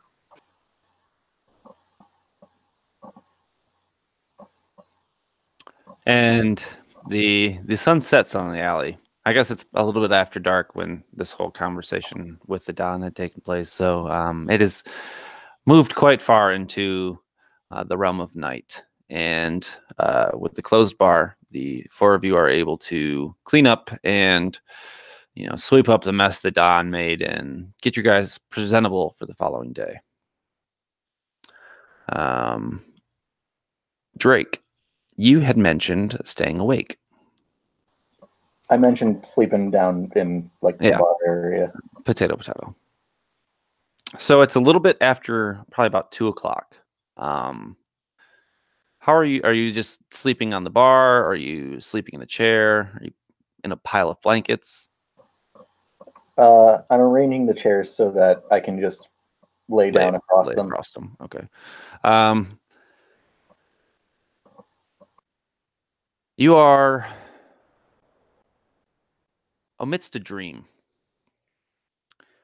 A nightmare you've had a million times since you were a boy. Of the night that this attack had happened to you. It's gotten to the point where you're not exactly sure what elements of the story are completely true and what parts are a fever dream that you've developed over the years. So go ahead and tell us a little bit about that scene, and I'll interject with the vividness of a dream where I see fit, if that's fine with you. So, starts off, and Drake and some other boys are playing with a ball, just probably 10 feet outside of whatever is the city boundaries. So, for the sake of this, it's no longer the boys you're used to seeing. It's your party, the men that you have come to work with. And obviously, with this being right before the attack, Drake is still a little human child. And the ball gets kicked a little bit further out and tumbles down into a overgrown area. And none of the others seem willing to get it, so Drake goes down to try and get the ball.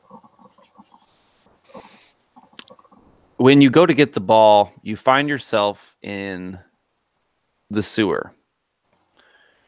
And you're in that final room where you found Floon.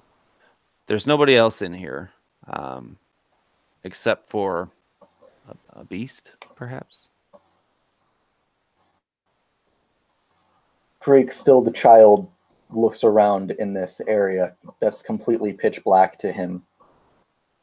And there seems to be a growling echoing off of the walls and slight footsteps with a click, click, click of claws against a stone floor in this room. And that is where you would look to the right, where that Lovecraftian figure had escaped to and seemingly disappeared. This is where this noise is emanating from. And forced out of actions that are not your own, you are drawn into this room. You are reluctant and you are fighting it, but you are unable to escape. In this room, there is a portal on the wall, a fissure of black and purple energy. And emerging from this portal on the wall is the Don. And at his side, a guard drake. Perhaps you're familiar, perhaps you're not. But he looks to you, similar to how he looked before. He snarls, he calls you Trog, and he spits on the floor.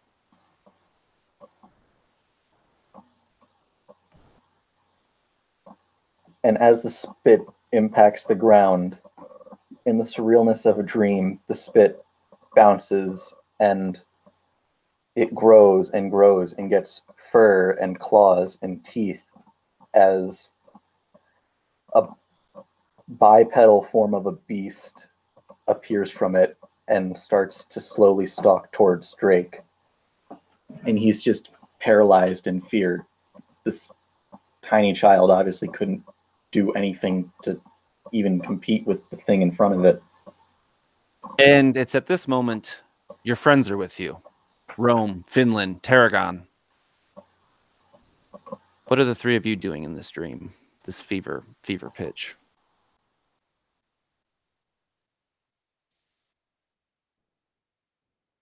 Finland, you go first. Or Rome, if you're ready. But, Ron would like grab him by the shoulders and tell him just to get behind us, that we got him, and he would extend his hand and cast a ray of frost at the creature coming at him. Give me an attack roll. Finland or Tarragon. I got a 20, so a crit, so I'm pretty sure I'm good. Yes, this ray of frost envelops the chest of this creature. Tarragon would kind of almost be like, as Drake looks at him, this glowing bastion of light, and the light that's emanating from him is almost kind of like blinding, and you can't really see his true form. It's like a shadow in the middle of the light, and he imposes himself in between Drake and this beast and this dawn, and just you hear his voice, but it's more more present, I guess. Like it's heard throughout the entire room, and it kind of has like this magnificence to it, and it says, "Don't worry, Drake, we're here with you." And then just basically defensively stands off and is ready to defend. You see that I believe your weapon is usually like a large wok or frying pan. You see the symbol of Liara emblazoned on the bottom of it, glowing red hot, like it's been sitting in the coals of a fire, almost in a divine smiting manner. Finland. Finland will also grin at Drake and I guess pull out his rapier and like leap on Catfish Don, trying to stab him. So as the three of you prepare your defenses, Hugh is the one to grab you, Drake. You look at him, his eyes are sunken, his features sickly, as the Don morphs into something out of a nightmare, Lovecraftian horror, tentacles emerging from his face, leathery skin, black orbs for eyes, elongated fingers extending from a loose robe, seemingly made of sinew and various almost anatomy related materials. He doesn't make a sound, it's just a scream. And you turn to run. And as you leave the door, you're back outside. And as you continue to run, you're back in the city. And your features are as you would see them normally. Dragon-esque. And as you reach the bar, running the way there's a figure posted up on the side next to the entrance. Someone you've only seen on wanted posters. A cloaked figure wearing a mask. Athletic, feminine. You say nothing to them, and they say nothing to you. And she turns and places a picture on the door, pulls a knife from her belt, and stabs it in the door. And the thump that takes place as this picture is stabbed to the door. You wake up. It's dark. The tavern is not you're still getting used to sleeping here. This is still a new place to stay. You're not 100% of your surroundings as you wake up. What would you do? Drake wakes up in a cold sweat feeling, grabbing the base of the chair and the top of it in almost a panic as he's breathing heavily, and he looks around the bar and doesn't see anything changed from when he went to sleep, I don't think. Nope. After seeing that, he'd get up from where he slept, and then he'd go to the door and check to see if there was a note there left for them. Almost as if you knew it was going to be there. The fleeting wisps of this dream leaving your mind as you kind of coax yourself out of sleep. Stabbed to the door is a picture of a man, a human. He has dark hair. His face is pockmarked. He's got a mustache. And it says his name is the name is written underneath. This is Floon, which I will write in the chat. And I don't think you know this guy. You can give me a straight charisma check. 17. Okay, so you do know this guy. This is a proprietor of another town. Or not another town, another tavern, rather. He runs a pub called Floon's Brews. And you're aware that there's not a whole lot of taverns in the North Ward, and so this would probably be someone you'd consider a rival or competition in the business. So it doesn't really say anything else except for his name and watch out, your friend. And there is a small insignia of a snake in the bottom corner. Drake's gonna grab the knife and wiggle it out of the wood and bring the paper back inside. So this knife in your hand feels incredibly balanced. This is a fairly decently crafted weapon. As far as he can tell, is there any like runes or anything like sigils? No, it doesn't appear to have any like extraordinary qualities to it. You can just tell like the leather that binds the handle is a fine black leather. The pommel is a shaped silver. The weapon itself, though the handle appears silver, seems to be made of a high quality steel. This is a combat ready weapon, probably gifted to a knight or a page of some kind, as like a coming of age kind of thing.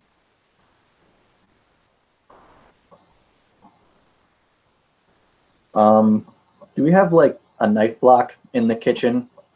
Sure. Actually, Tarragon, do we? I would assume so.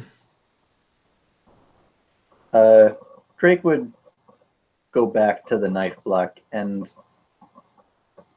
I think he'd set the knife down next to it just for Tarragon to see it and to inspect its quality in the morning, because Drake doesn't know anything about forging stuff.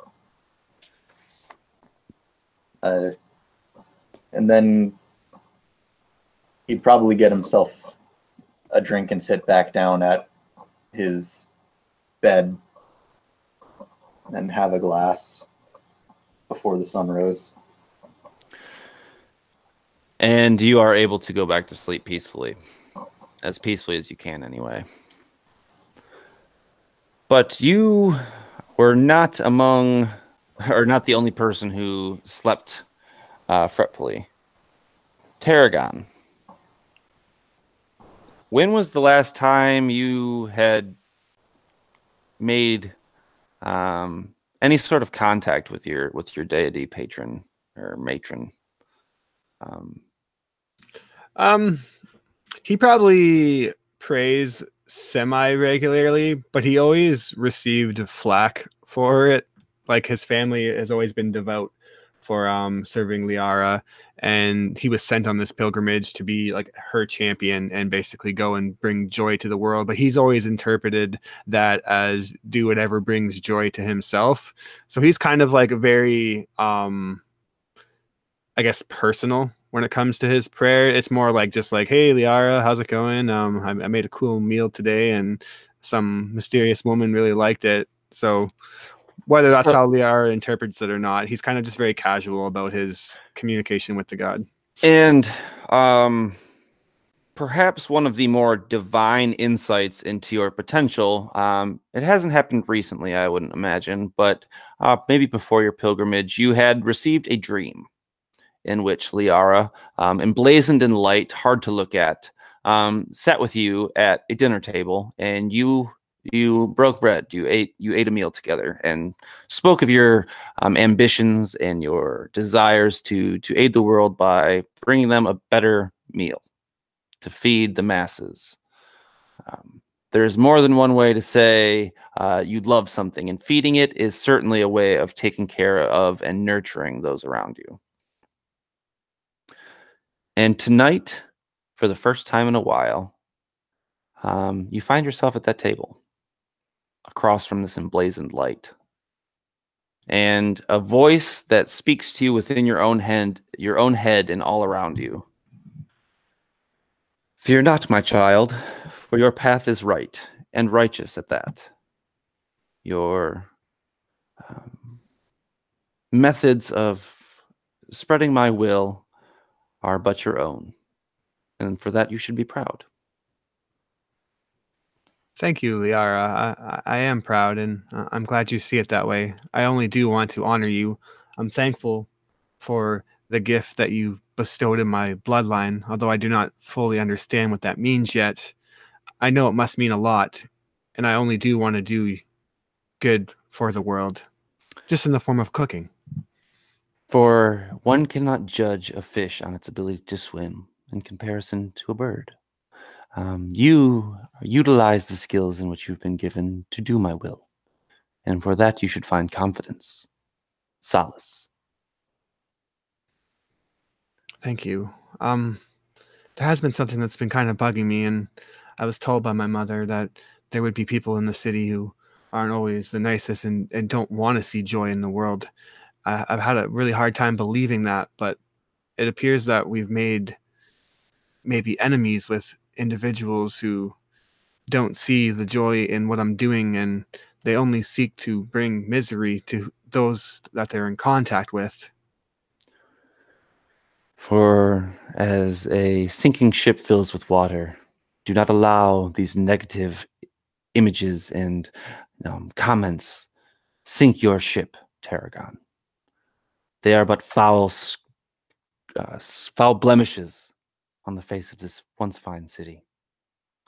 For where there is power, there is corruption. And unfortunately, they will antagonize you for certain the rest of your life. it's not necessarily the words that bug me. It just saddens me that that's what they get joy out of. It's so misguided and truly not something that can make anyone feel good. I just wish there was a way that I could show them that there's a better way to live. And in time, my child, I am sure you will find what you seek. So far, I have to say that I am happy with the forward progress you've made in spreading this happiness. Yeah, we opened a restaurant. How cool is that? It's only been like a month or two. It is super cool. I am so happy. You are more than capable, I am sure. And Yeah. perhaps this fine restaurant will be, in a way, your temple for sharing the light. I really like that idea, Liara. I promise you that I'll do my best to be Eastport's greatest chef, and maybe even move beyond that and be the world's greatest chef in your honor. I see a drive in you, Tarragon, and it fills me with joy. And the two of you both stand and circle the side of the table, and she embraces you with a hug that is very, very reminiscent of family. You know, your mother's hug to you goodbye, and you also awake in a sweat, but you're not afraid. You get your bearings for a second, but you lay your head back down with a smile, and are gifted with sweet dreams of fancy meats and delicious foods.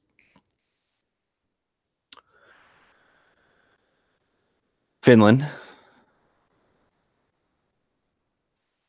how do we find you when we enter the jeweler's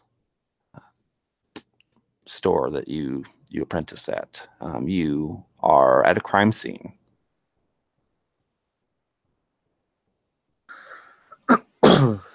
Yes, so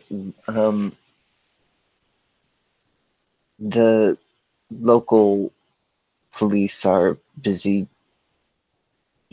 investigating, looking at details. They see that the store has been ransacked and that the jeweler has been, it looks like, bashed over the head with some lamp or candlestick, I suppose. You see two of these officers that stick out in your mind. You've seen them a couple times. One of them, a dragonborn, slender, kind of mousy. I wouldn't say mousy. He is, you can tell he's probably more of an intellectual. He wears glasses that he's kind of constantly cleaning on his shirt because the smoke that comes up from his nose fills them with soot. He constantly is wiping them back off as he closely examines the scene. And then there's a person that questions you, the Dragonborn's partner, a human or half-elf. And he, you could tell he's probably the muscle of the two. Though he wears kind of like a button-up shirt and like a duster, you're aware that these agents wear clothes like this that are magically enchanted to function the same as chainmail while resembling a more like white-collar appearance. At his side is a longsword, gilded handle. The pommel is a ruby. Very, very it sticks out heavily against the waist of his duster, as the pommel sticks out from inside his coat. Finland, where were you when this took place? I was out running errands for my master and I. He's, writing in a book. I'll show him the bags of groceries from the market, and he looks through. Do you have any idea who would want to hurt your master? No, it looks as if it was those. It looks as if it was some sort of gang-related break-in by the money's gone. the jewels. Yes, they took everything. Do you know maybe of any incidents today, yesterday, the last week, where he maybe felt that he was in danger? He expressed his fear, maybe? He was nervously working on a piece that he consumed his whole time. He didn't have much time for me lately, and I was just making sure he was fed. He was working hours on it, and Would you feel that he was wasting your time as an apprentice? no, of course not. He's the best jeweler in the city. Perhaps any misgivings between the two of you? No, none at all. I was lucky to be his student. The Dragonborn walks over to you. Seems he was hit over the head with that candlestick here. I see his stool. Perhaps someone of a shorter nature could have done it. Not sure. We'll have to investigate further. And they speak to each other in quiet for a moment. And the bruiser looks back to you. All right. Well, we may have more questions for you. Stay close. We'll be in touch. Yes, let me know how I can help at all. And as you see them out the door, the memory of where you recognize the Don from comes back. There is a carriage that is just getting past, or just coming towards you, rather.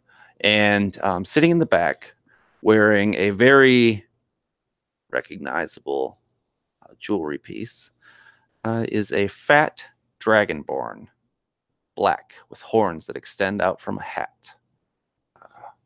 Tentacle-esque whiskers drip from his face.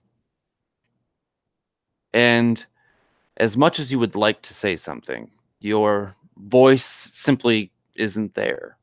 You imagine yourself screaming, but no sound emerges as this cart drives by slowly. And this nasty, just grotesque smile of jagged teeth and black gums as this figure drives by.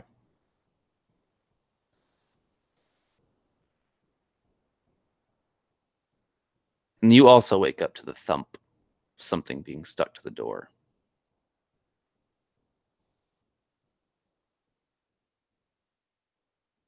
You hear the scooching of chairs on the hardwood floor as Drake gets up.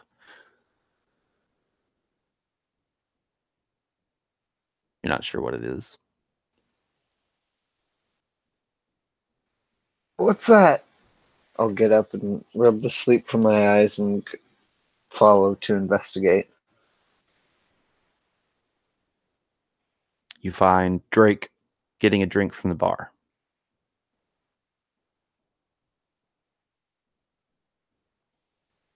What was that thumping? We got a letter from the black snake, whatever that lady was talking about, and I'd slide him the picture. Finland, you do know this person. This is, as I said before, Floon. As a halfling, you are, vaguely aware of some of the other halflings in the city.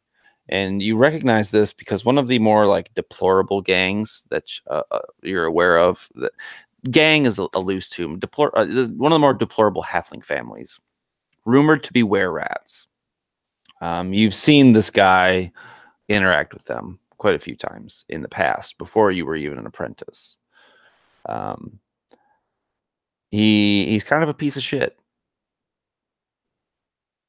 Oh, dear God, this buffoon! Oh, disgrace to the very name of halfling. You are also aware that he runs a tavern called Floon's Brews. His pub is at the other end of the alley. You know, he runs another tavern at the other end of the alley.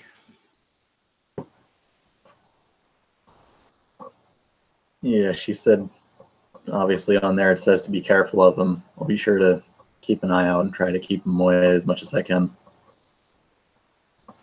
Oh, running a tavern's exhausting. So many people to keep away from.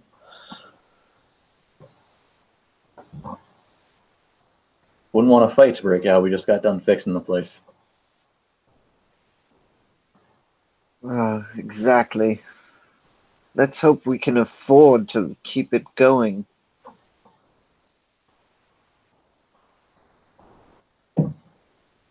Oh, and Finn. Yes. I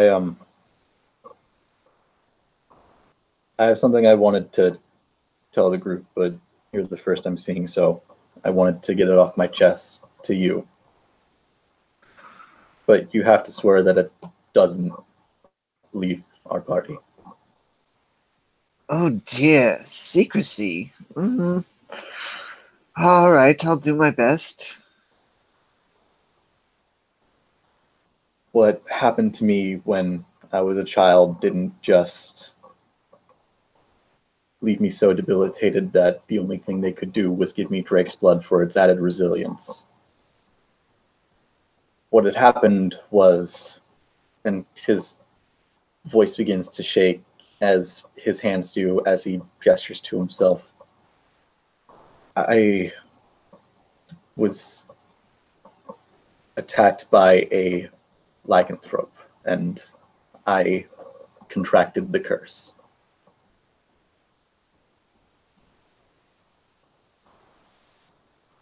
Finn, kind of looks at you quizzically.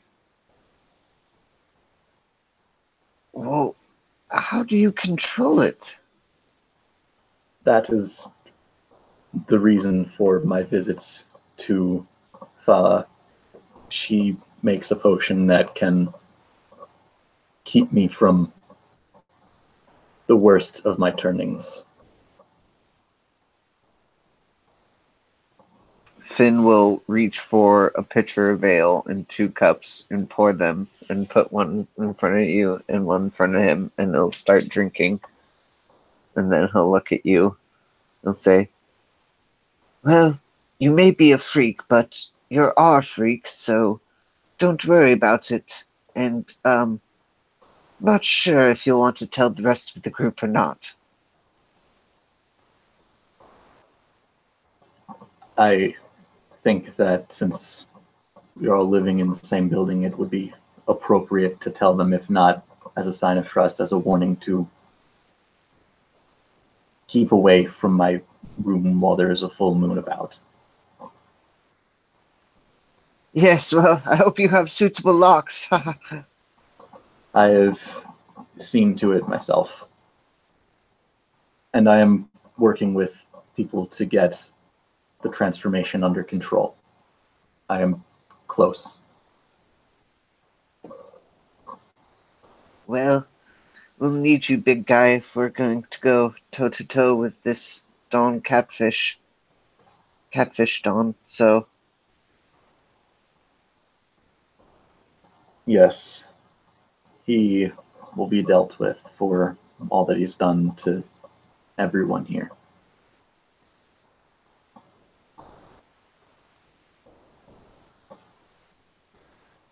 I believe that is where the camera pans up to the ceiling, and we find ourselves in Rome's room.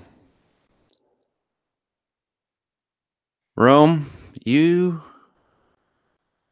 in your dream, find yourself standing atop a building. The wind is cold and biting as the damp air coming in off the bay kind of hits you to your core. You are Batman. You find yourself looking over the alley, the different stores. You can almost see inside them. The various. You can see, you can see Tally working on a chair. You can see Fala making a tincture for Drake.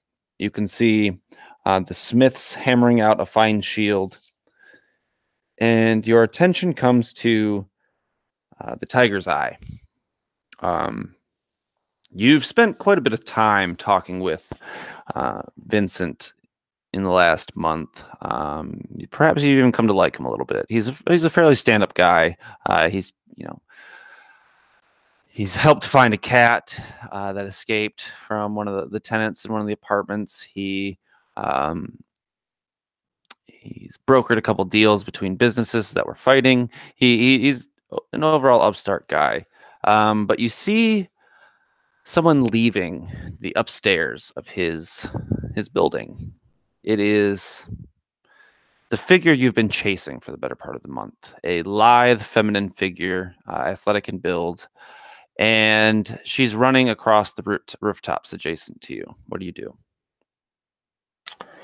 Well, as he's probably holding his cloak like this because of the cold and everything, he would probably have his familiar beside him, who at this point it would be like a crow. He would send it out to like follow her while he starts going beside her in the different side of the buildings, following her slowly, trying to pretty much stay away so she don't see him. I need an acrobatics or an athletics check.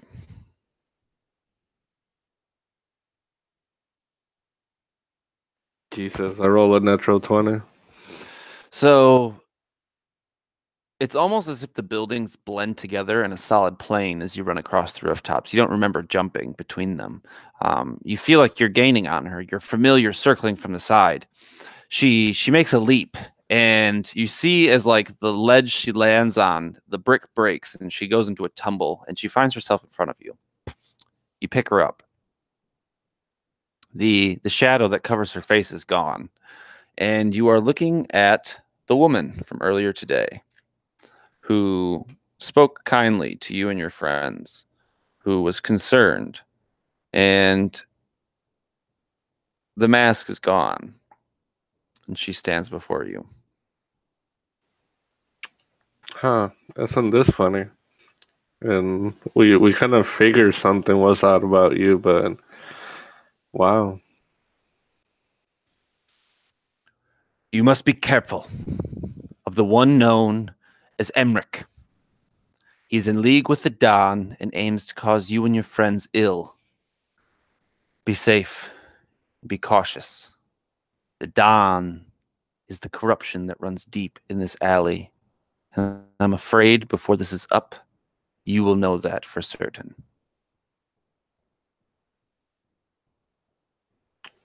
Well, thank you. Really appreciate this. But before anything else happens, why do you do this, if you don't mind me asking? Why do we do anything? I have no incentives. I get nothing. Except put myself in danger. But look at this alley. Look at the people. The ones you've come to know, who have helped you and have helped each other. They are shit on, pushed around like garbage.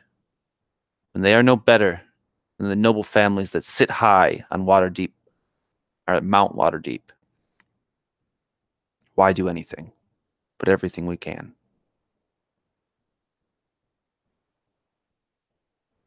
I understand. Well, now that, I I know what you look like. You gonna kill me or? And she laughs and jumps from the roof. And you find yourself on the stretch of road where you were chasing her, and you see like the lid of the sewer kind of settle into place, and you wake up, and it's morning.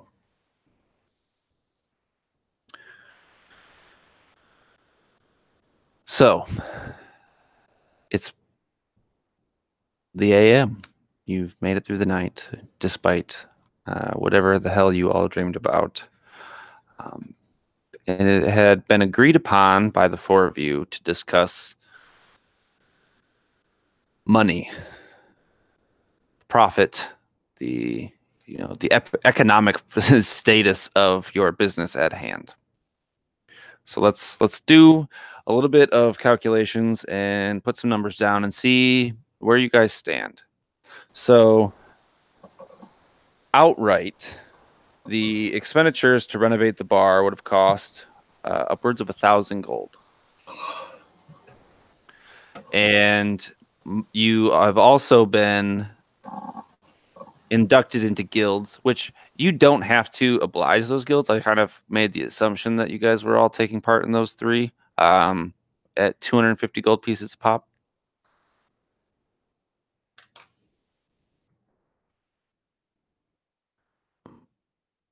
As of now, the bar is called the Troll Skull Alley Tavern. You haven't named it yet, so that's up to you. Jason, if you are available, get in the chat. Or not in the chat, get in get in. Be the Hugh you were born to be. Yeah, we need you, Hugh. So as of total for expenditures on getting the bar going, you're at 1,750. For the last 2 weeks, you've been paying about 50 gold pieces for your employees total. So we're looking at another 100 for those expenditures, putting you at 1,850. And that's not taking into account any of the profit or daily maintenance. So what I would like... Yeah, so this is like 1,000 down and 850 per month, right? Correct. So you guys would have been able to, take out a loan if you wanted, or borrow money from various standpoints. That initial 1,000 is a little open-ended on how you paid for it. I'm going to assume that that's taken care of. So in the next, month that we don't play, I would like you guys just to come up with how you made money. Who did you ask a favor from? Who was willing to loan you? Hugh, headache in tow, as has been routine for the last month, stumbles his way down the steps to kind of sit in and see how progress is going. Hugh, you have been getting routine visits from the apothecary Fala as well. Whereas Drake would go to her or them, they would come to you. You have been on bed rest for the last month. You have not so much as helped in this endeavor, as much of a toll as this intellect devourer put down on you. So, but with that being said, you also had the opportunity to get some money. You weren't completely, asleep the whole time. So, I would like the 5 of you to each roll me a D10. Actually, no. I'm sorry. Go ahead. Before the meeting about the money, Drake would stand up and look at all of them and say, "There's been something I've been keeping from you all. I told Finnet last night when he came down to check on me after we got the note about Emrit. And the assault on me when I was young didn't just turn me into a dragonborn. It also infected me with the curse of lycanthropy. I thought that since we will be living in the same building, that you should be getting a fair warning about if I go bump in the night." I think we used saying that Romero would approach you and then he would just like grab you by the chin and start moving your like head around and just like examining you. And he would be like, "How long has it been?" My first turn was a decade and a half ago. I've been getting treatment to keep it down, but the treatments are getting less and less, so I've been working with my order to get it under control. And will you mind if I take a blood sample from you? Feel free to, whenever you like. Good. So yeah, he would end up like not right now, but later on, like pulling out like some magical kit and taking a blood sample just to see if he can get any information that will help you out from one of his sources. Tarragon would kind of look at you and just be like, what do you change into? Or is this your thing that you change into? I'm kind of confused. I was changed into this as a result of my treatment to survive the attack. The treatment afterwards was to keep the beast contained within me. Oh, well, okay. And he just kind of like goes on with his day. Like, it's cool. I still think you're a cool guy. He would look over to Tarragon, one eye fixated on him, and the other one drifting off to the right. I don't get the big deal. When I go bump in the night, I just crawl back into bed. You all right? I heard you got into a little trouble on the last little outing that we had. Yeah, so I don't quite remember what happened, but I slept a long time. Yeah, to be honest, you pretty much don't remember much any of the events in the sewer. You're aware of like what had happened because of it. You know, you had got Floon back to Volo.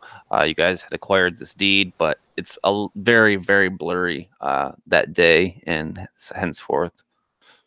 I tell you what, though, my head hurts something fierce. Every day hurt. I don't know even how to describe how bad it hurt. I'm glad that you seem to be getting better. I'll make sure that I keep making some nice warm soups for you, and I look forward to you being able to join us again. That's not. I like soup.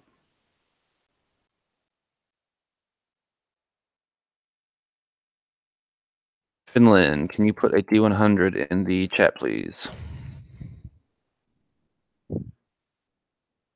So the first week that you guys had started renovations, you were Phillip. Why? The first week you guys managed, just given the condition of just you do have inspiration, by the way. The condition of the bar as is, you managed to flip enough food and get enough ale sold to break even.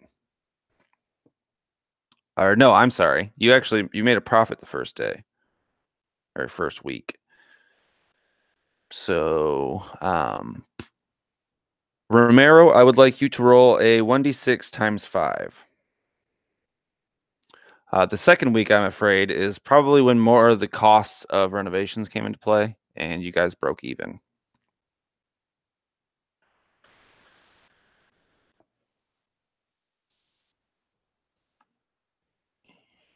Okay. You made about 50 gold profit that first week.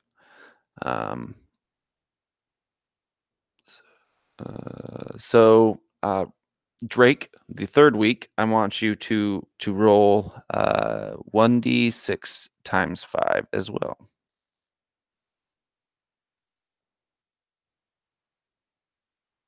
Did you get a 5? Is that what that is? I rolled a 1. So It's 5. you got 5 gold profit. And Tarragon, you had just received your first shipment of meat when you decided to do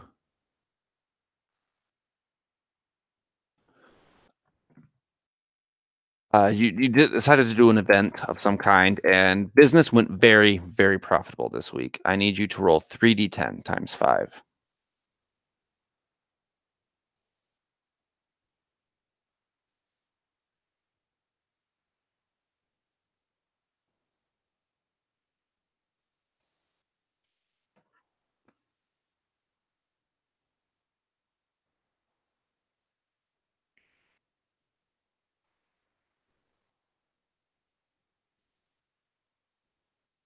Oh, I'm muted. Haha, no one can hear me. Sorry. I know that pain all too well. 19. I got 19 times 5, you said? Yes. So 85? 95. 95? Yeah. 95. 95 gold. So you guys are looking at roughly 170 gold profit for the first month. That's including expenditures of maintaining, paying for the water, getting the food, not paying the servers, but everything else. Yeah, so we need 850 and to still pay off that $1,000 loan.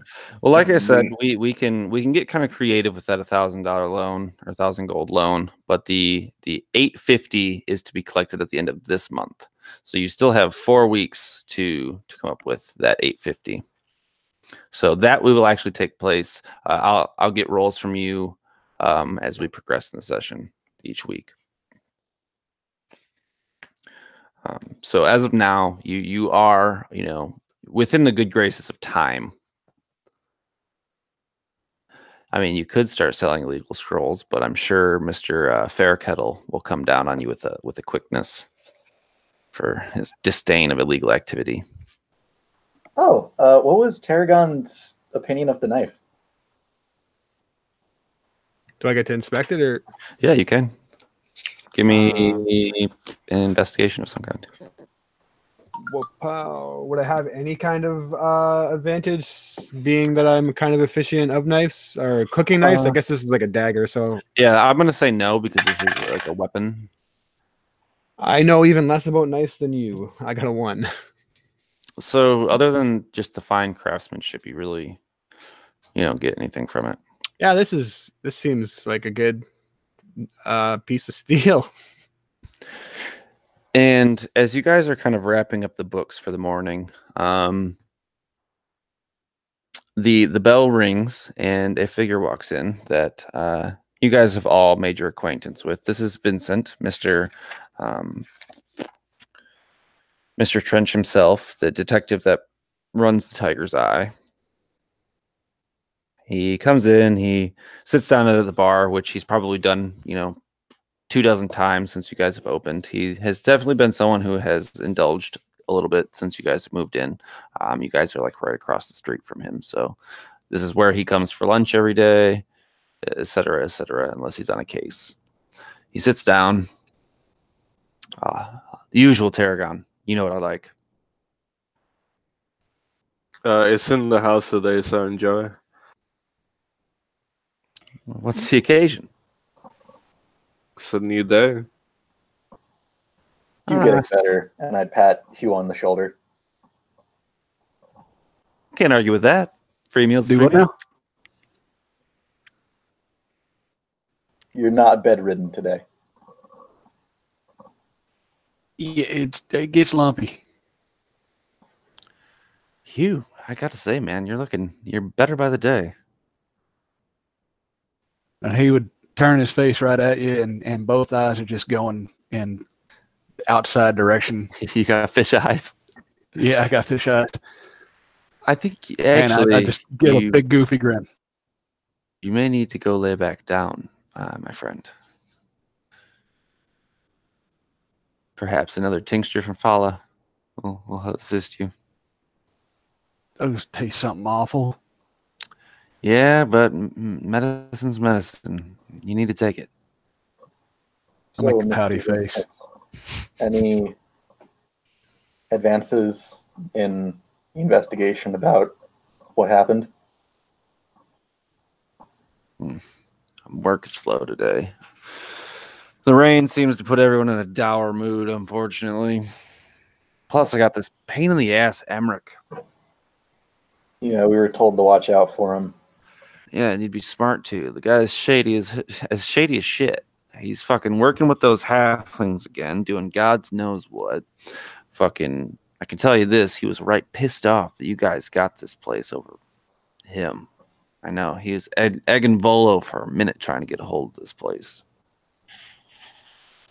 Sucks for him, Volo doesn't own it anymore. That's true.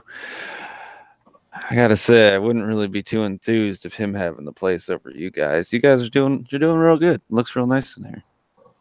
We try our best. And I think it'd be wise to steer clear of them. I don't know what they're up to. I'll see if I can get to the bottom of it. What's the poltergeist name that is part of the staff now? LIF, Lif. Lif. We'll be There's sure to Ghost. have Lif keep an eye out. You actually, Hugh, you would be aware of the ghost. He is not malevolent in any way. He has been domesticated for the uses of the tavern. He's not like on the floor with the wait staff, but Tarragon probably would notice him more than anyone, as you know, when a knife is out of reach, it slides to his hand. When there's a spill, there's a mop that kind of animates and gets to work. We'll have Flip keep an eye out for him. If anything goes wrong, we'll be notified. He speaks to you all for a while, kind of just about the daily goings on. Rumors regarding the shit ton of gold that's missing somewhere in the city. And what interest do you guys have any interest in finding the gold? I mean, I'm sure with $500,000, you could really do something with this place. Rick leans forward at the mention of how much it is. I am very keen on finding that amount of money. You and me both, brother. Any leads on that? Trouble to me, if anything. How many people are chasing this thing? Just about everyone in the city. Who am I sitting next to? Roll a d4.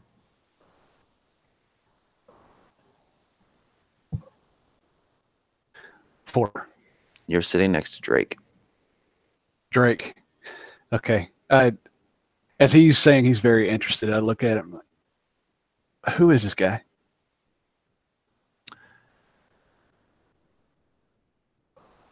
Is this a question to me or to the DM? To Drake. This is Vincent. He's been investigating a case that involved me from a long time ago for a while now, and he lives across the street. He's an investigator, a detective. So he's a watchman? He doesn't work for the guard. He's a private investigator. He works for himself. He has people pay him to figure out the crimes that were committed. I kind of study the private eye. I'm sorry, what was his name again? Vincent. Vincent Trench. Vincent Trench. Gotcha. Don't know what to think about him. I can't put it into words, probably because I forgot most of my words. But he makes me uneasy. Fair. So, Vincent, any leads on whereabouts that amount of money could have gotten to? Hell, if I had any leads, I wouldn't be here. I could tell you that. No offense. None taken. I can tell you that a lot of this gang violence going on certainly has been blown out of proportion just with the relevance of the money. It's dangerous times we live in, I'm afraid. Very much so. We had a unsavory guest just yesterday. Did Don finally throw his weight around here? That he did. It's only a matter of time. I'm sorry, but his pungent odor has been a burden on all of us for way too long. I'm getting about tired of the extortion he tries to put down on me and the boys. I'm just getting tired of him in general. Well, why don't you fight back? Well, yesterday specifically, he was in here with 5 of his guys, and we don't want to break the place when we just fixed it up. Yeah, and as you can imagine, where there's 5, there's many more. It's a gang. It's not. So So then you can just Can tackle we- it on.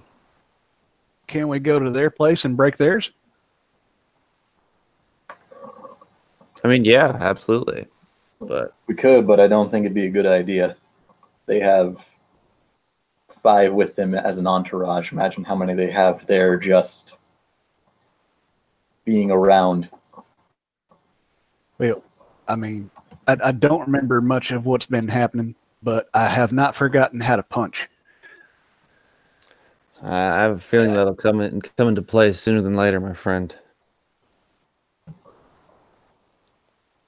I'm And- thirsty.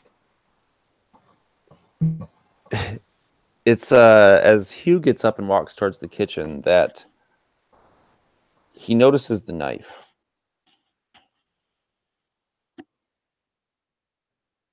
Where did you get this? Go ahead. Hugh would pick it up and, without putting much thought into it, he would roll the blade across his all 4 fingers and then back again and stab it into the bar. Hugh, That's good knife. Yeah, I was gonna say you may be a little dull right now, but you can definitely recognize the quality of the craftsmanship. This is a well-balanced weapon. This was on our door this morning with the warning about Emrit to it. Can I see the warning, if you don't mind? Sure, Drake holds Can it I up. keep the knife? Sure, go ahead. I don't see any problem with that. Drake holds up the warning in his hand, specifically covering up the black serpent symbol. Can I see it, please? Drake slowly slides it towards them. He takes it, and as soon as your hand leaves it, if it does at all, he would notice the insignia at the bottom. So she's visited you too, then. Seems so. Well, opinions? Are you a fan of the Viper?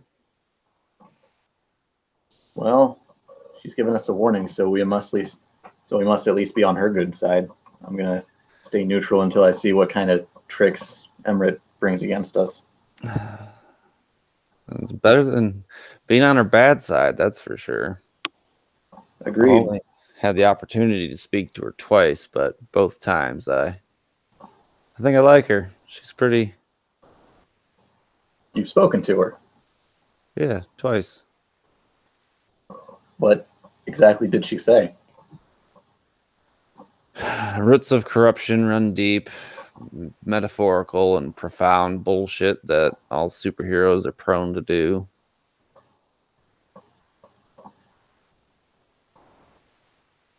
You believe all that bullshit?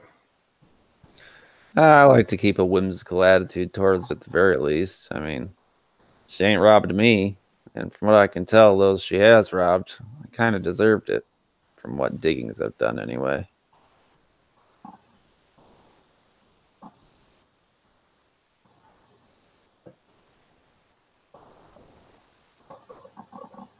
Well, I hope that we don't become a target for her eventually. Well, We I don't mean, plan on throwing our weight around if we get big. I really don't see you guys as the type that would attract that kind of attention anyway.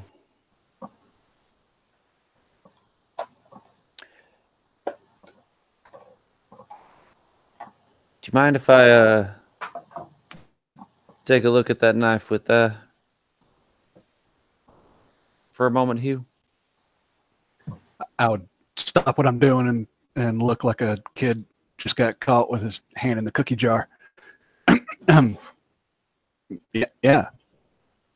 He takes it from you daftly. His hands roaming over the blade as he takes it, and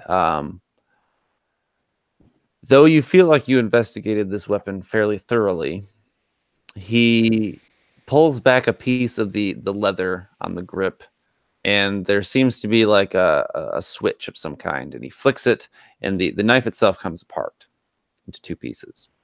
Lathander's balls. He dumps the pommel out, and a small looking glass falls from inside, and he glances at the letter. He laughs and he slides it over to you, Finland.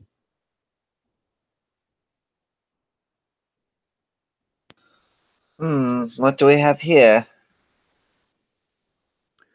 As you gaze through the looking glass at this piece of parchment, you see underneath the visage of Emmerich is I'm not going to say it's disturbing, but it is certainly rather grotesque. There is an illusory ink put down on the parchment, and it reveals the image of a were-rat snarling. Disgusting.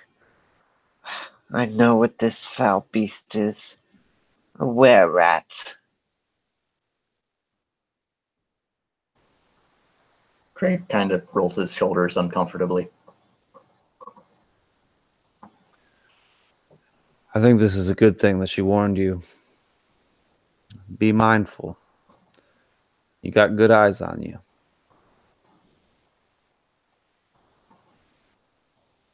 We'll be sure to keep a lookout. Yes, thank you. And you see his eyes kind of like go to the distance, and he snaps to, sorry, I was sent a message. I need to go. Please, excuse me. Good luck, my good sir. Stay safe. And you all as well. I hope you're feeling better, Hugh. Now come again. And with that, he turns and he leaves. And cat on the way out. Yeah, he's greeted by a calico tabby at the door, which you've seen roaming the streets, but you know it's probably his cat. Yeah, as he leaves, I would tell everybody about the vivid dream that I had, and about the Viper being this lady. Like, Rome himself don't 100% think it was her, because he was having a weird dream, but he would definitely question her more next time he sees her. Drake nods when he gets to the part about the same woman being the Viper, because he suspected that anyway. Yeah, I wouldn't let her near the coffers.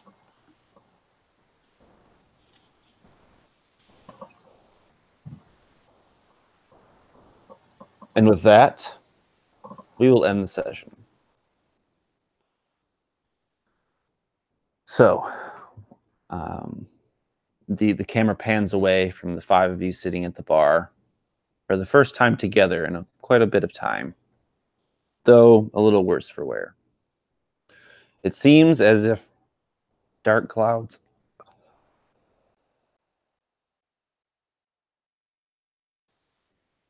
Excuse you. clouds huddle in my lungs, I guess. Dark clouds are on the horizon. Good Lord. And it seems fucking great.